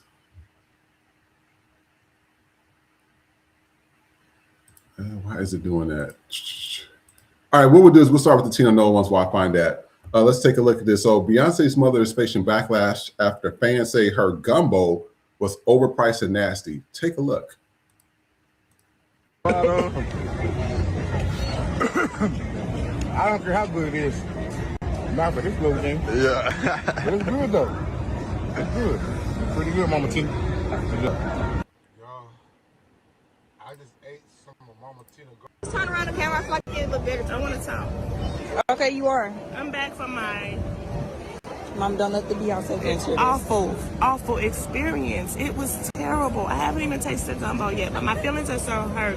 How Miss Tina did me is, oh my God. I was so embarrassed and so humiliated. I went and finished it out and finished my picture, getting my stuff, but I hate that I purchased from her. She treated me not in a good way. She treated me like I was nothing. I was so excited to meet this lady and thinking that, you know, I could just exchange some good energy with good hellos and stuff. It was terrible. I literally could break down and cry how awful that experience was. She didn't even say hi. She didn't even speak. She walked away from me several times without speaking or even putting a finger up to say, hold on, bitch, or anything. She treated me like I was beneath her or so. Okay, I just bought gumbo from Mama Tina's. Literally, we just left the stand. We got 2 of them. Okay, I'm gonna show you guys what's inside of my gumbo. Okay? Brooklyn, hold the camera for me. Face it for them. You can see me? You can see me? Okay, wait, can you see the gumbo? This is what's inside the gumbo for $27. Nothing. I got 2 shrimp, 1 piece of sausage, and 1 crab. That's it. Really no chicken or nothing in there. Nothing. Everybody was talking about how much chicken and stuff they have in them. This ain't nothing but gravy. Gravy. Nothing in here, okay? That don't even taste like gravy. No. Now it's like the noodle juice. When you leave the water in your juice. I don't care how hungry I is. You really think I would take my money and go give it to Lugau to go eat from her? You really think I would voluntarily eat from a Lugau? Huh? Hey y'all, let's. How did you learn to make gumbo? I made gumbo with my mom. My family absolutely loved gumbo, but it was a lot of work. It's a lot of chopping. It's a lot of sauteing. The roux. The roux. I'm gonna read some of the comments. Somebody said that's what y'all get for idolizing people. Another person says stop worshiping these people. And somebody says they thought it was going to be good because it was Beyonce's mom. This is the problem with this whole thing. I think LA has an issue with that as well because, you know, everybody, what's the name? We going to what's the name's party? Who gives a shit? Is it going to help you pay your bills? No. Is it help you send some money into your company? No. They're not helping you put on anything, but you're sitting here promoting everything that they do. That's why when people really talk about their labels and brands and stuff, I just look at it as like it's stupid because I'm like, who makes fucking gumbo in 16 to 18 hours? I know she fucking lying. Not no 16 to 18 hours. And it was nothing but gravy in there with a few chicken parts. That's the problem. Y'all keep idolizing these celebrities because it's Beyonce mom. I don't give a shit. And you could kind of look at Tina Knowles. She has a bitchy attitude. That woman was spot on because I heard a lot of things about her. She has a bad attitude. And that's the problem when you have people like that. They reach this pinnacle. And that's why I'm not shocked about Nelly or Snoop Dogg or whatever. You get some black people some monies, They will coon-tastic tap dance for your ass until the world ends. And this is a clear example of that. That was nothing but fucking soup and water with a few chicken parts in it. Nikki, what you think? I mean, I agree in terms of like the idolizing. I'm not a gumbo expert. I know people make it different ways, whatever. $27 for a cup, I'm not paying it. Because now, if it's a souvenir or some shit, that's different. Yeah. But a styrofoam cup, I'm not paying $27. For that little bitty ass gumbo, I was like, "Are you serious?" Yeah, I'm not doing that at all. It was nothing but water. It was gravy. That was it. For 16, 18 hours. I'm like, what the hell was you cooking for 16, 18 hours? Exactly. Like, that tells me that, I'm sorry, she ain't that good of a cook if that's taking 16, 18 hours. I'm sorry. I've never heard not like that. I mean, like, especially if you have nothing but gravy in there. But that's just one of those things. And Kiss My Name says, quit putting these folks on a pedestal. That gumbo watery looking. Kiss My Name says $27 for a damn cup. I know you fucking lying. And KK Flow says, stop idolizing these people. And these are facts, y'all. I mean, we gotta quit idolizing these people. People get upset. I know we're gonna get some of the comments. Oh, you know, because also in the comment section, it was like, oh, well, you don't support black. But let me tell you something. Everybody on this show can get it. We have given people a props of what they have done that has been very positive. And then people that do bullshit, we're gonna let them know that. The problem is people idolize these celebrities, like even clear example, 50 Cent. They like, oh yeah, 50 Cent did that. Talking about somebody's mom is not doing it, baby. I don't care how you slice it or how you try to repurpose it, but talking about somebody's mom and thinking that somebody's not gonna react because you're a fan of 50 Cent. I mean, that's why when I see people talk about celebrity, I'm just like, okay, good luck with you. Because I can't even be friends with them, really, because they're so infatuated with these celebrities that ain't doing shit for them. And never will. They don't even know you exist. You was to die and have a funeral right now, you would not see that celebrity at your goddamn funeral. Yeah, the parasocial relationships are very weird. Because as much as I may love Beyonce, that bitch she sure ain't.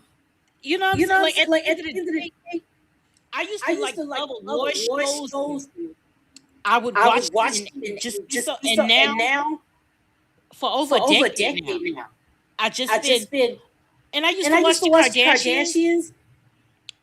And it got to a point where I was like, why am I watching these rich bitches spend money that I don't have?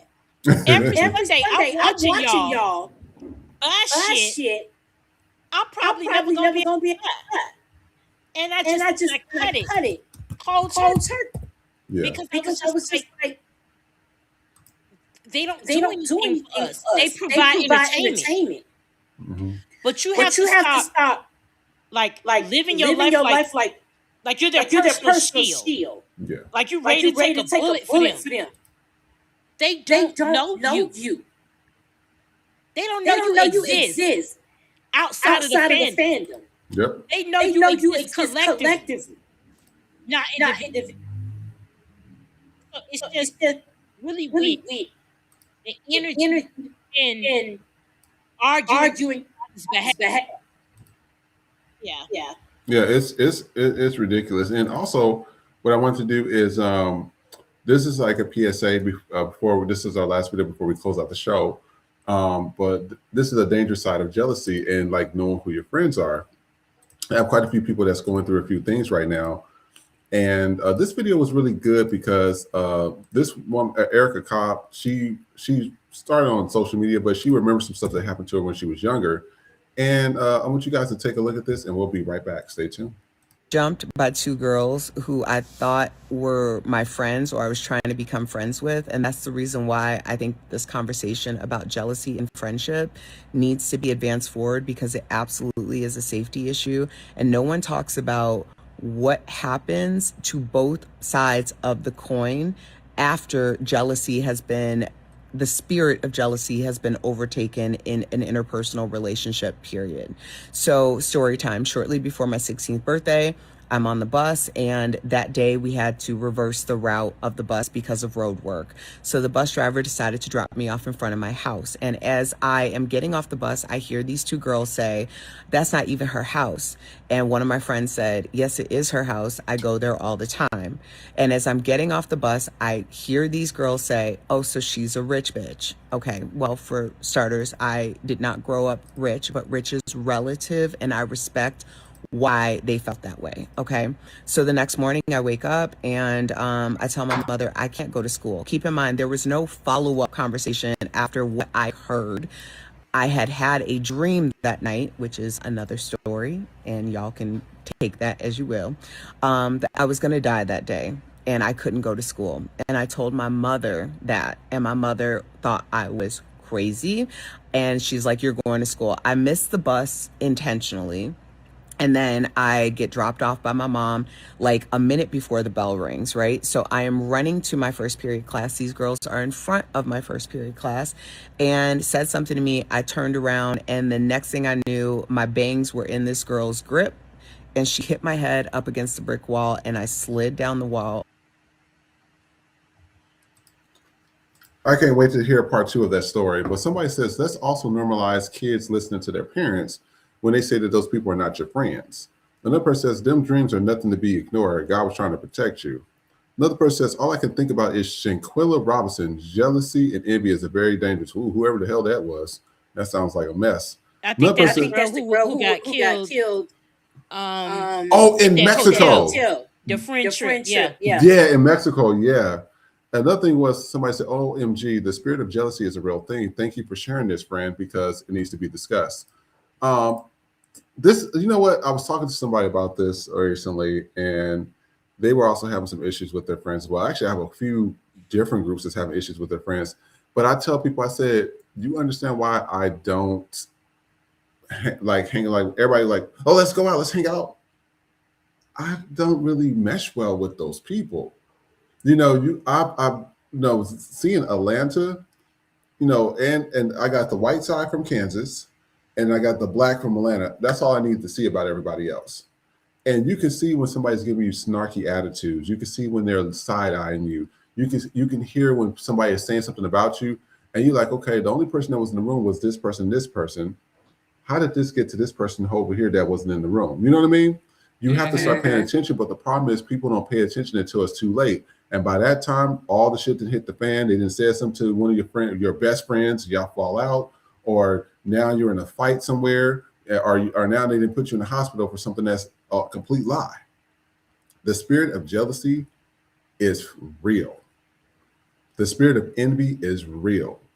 And that's just Shaquilla one. Thanks for reminding me. Just to hear that story and how nothing's really happened with that. And you have some people that is really evil. One of my friends, his name is Michael, and he's a very, very good person.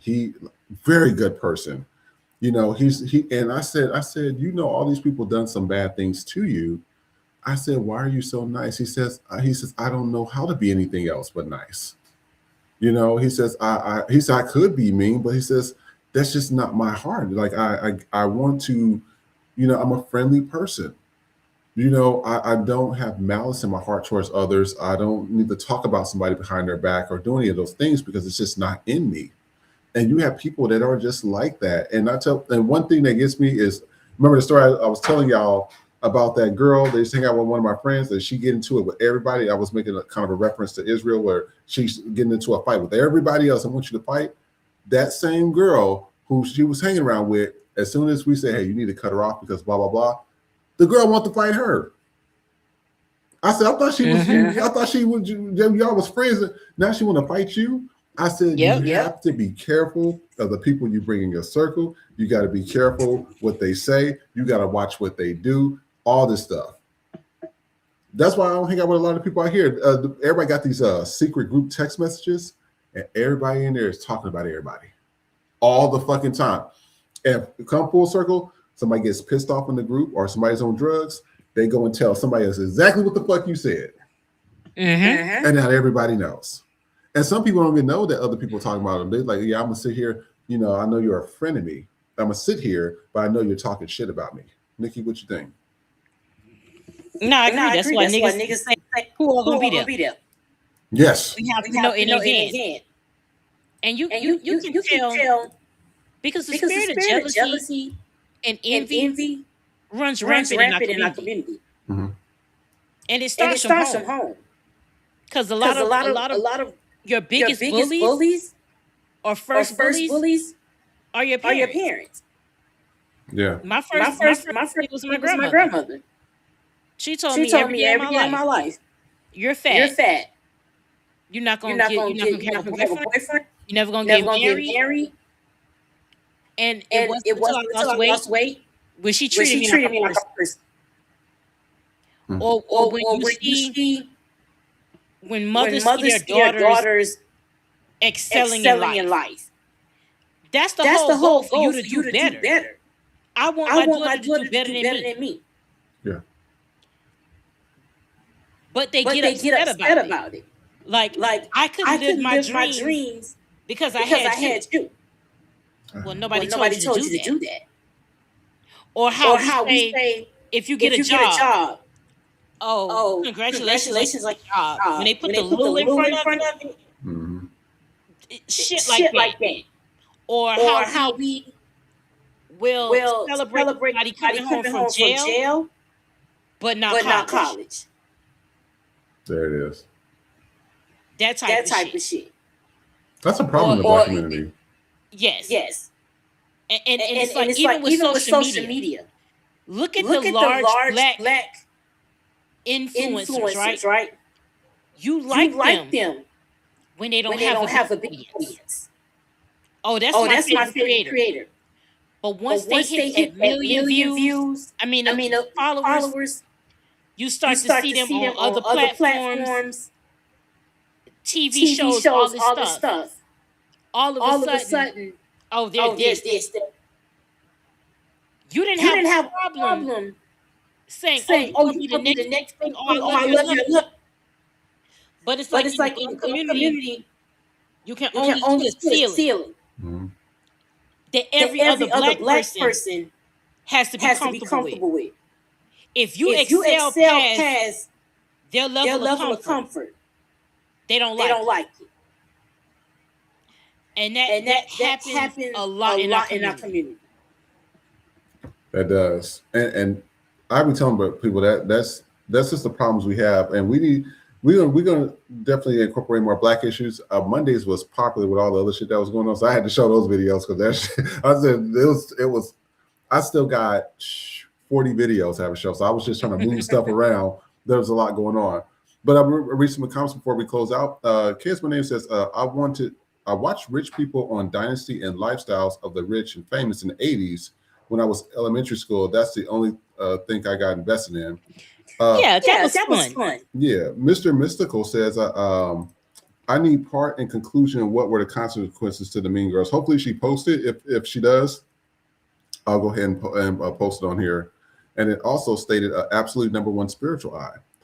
And then Hazel Lachey says, hello, everyone in the comments. Say, hi, nice to see you as well. And so we're going to go to our closing videos, you guys.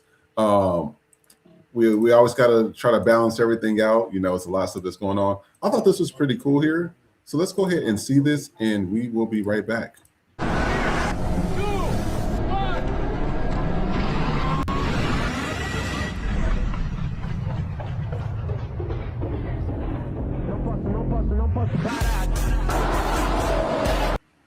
Man, if that physics didn't work, it was a done deal.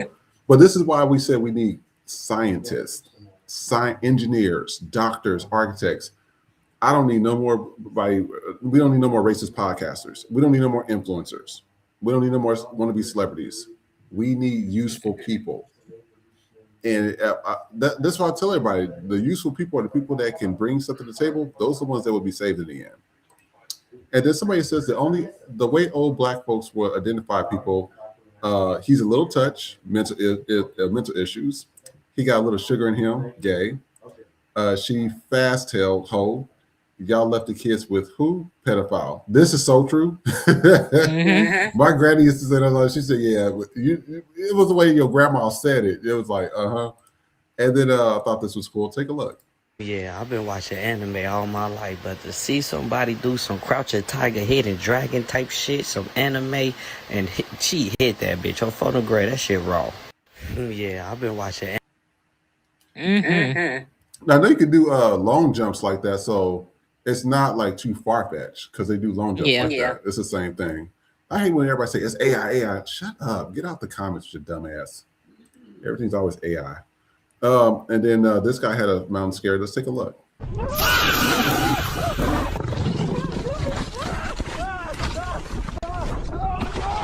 No, I'm good. Man. Oh, shit. Yeah, he got saved by the snow because that was a drop. I know he's hurting somewhere, but that was a drop. Yeah, he got lucky. And then this is somebody, they say this is like last minute saves. Let's take a look.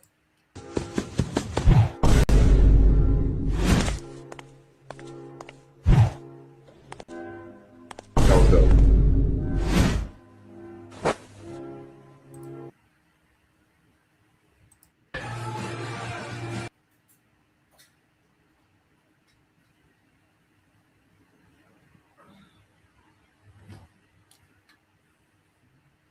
Yeah, I thought this was pretty cool. And then we're going to show some Oscar stuff before we close out. Take a look.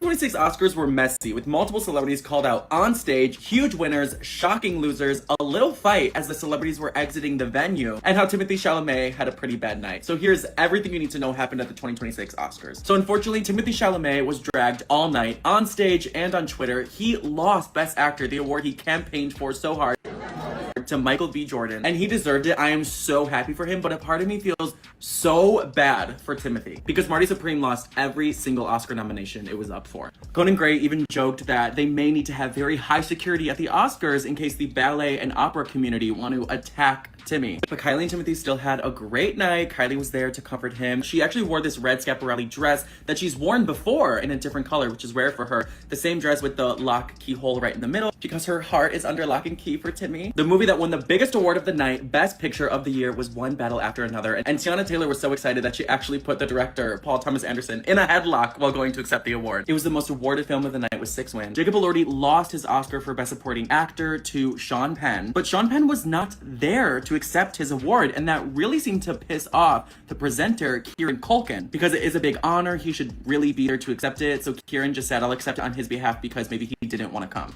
Sean Penn didn't be here this evening, or didn't want to. Amy Madigan won Best Supporting Actress for her role of Anne Gladys. I still feel like Ariana Grande should have won it, but she didn't even attend the show. Someone who I would have put in a headlock for Teyana Taylor is a man who allegedly shoved her while they were trying to exit the venue. She reprimanded him, saying, "You are very rude for putting your hands on a female," and I agree. Go backstage. Because he's putting his hands on the female.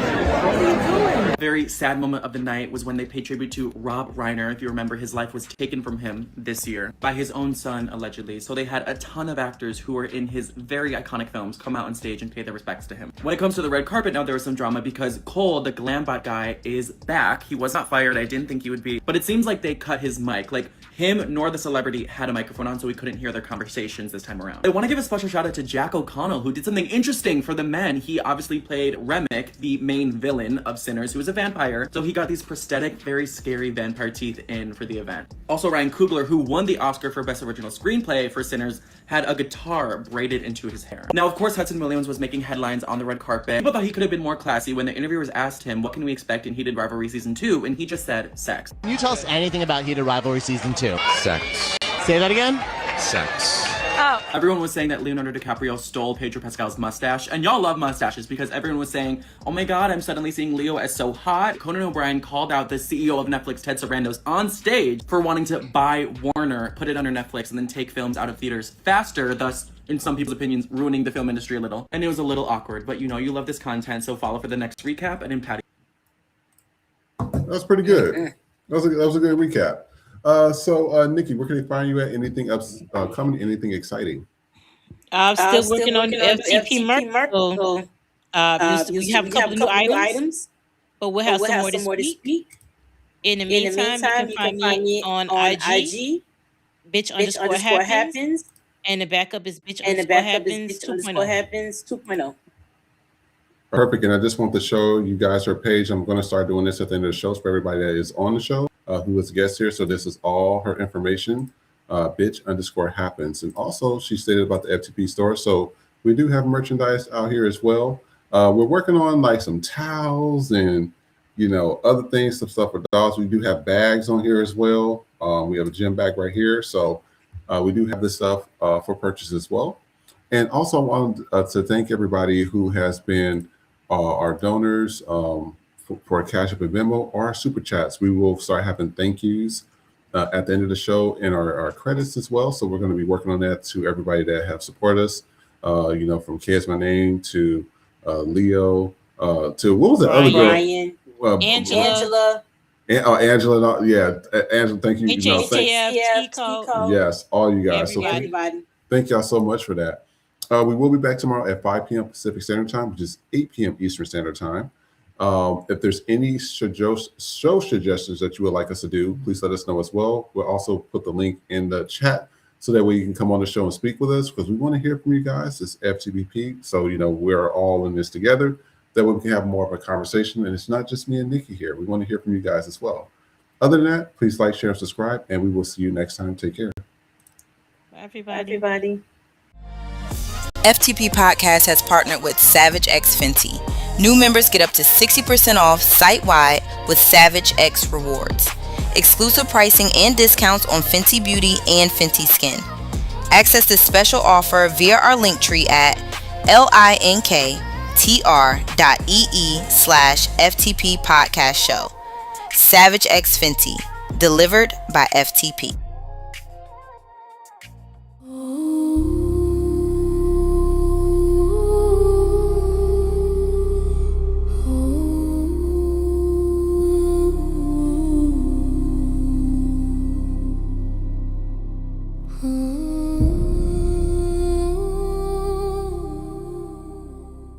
Silk Press Jesus has returned. He's white, historically rebranded, and grinder approved for Christian comfort. Don't miss your blessing. Order now. Get on out, get out, get on out. Can't stay on the scene unless you got that green. Whoa! Get out, get on out, get out, get on out. Ice is on that ass, you don't get a fourth chance. Whoa! Get out, get on out, whoa, get out. I didn't go black, got that ass in back.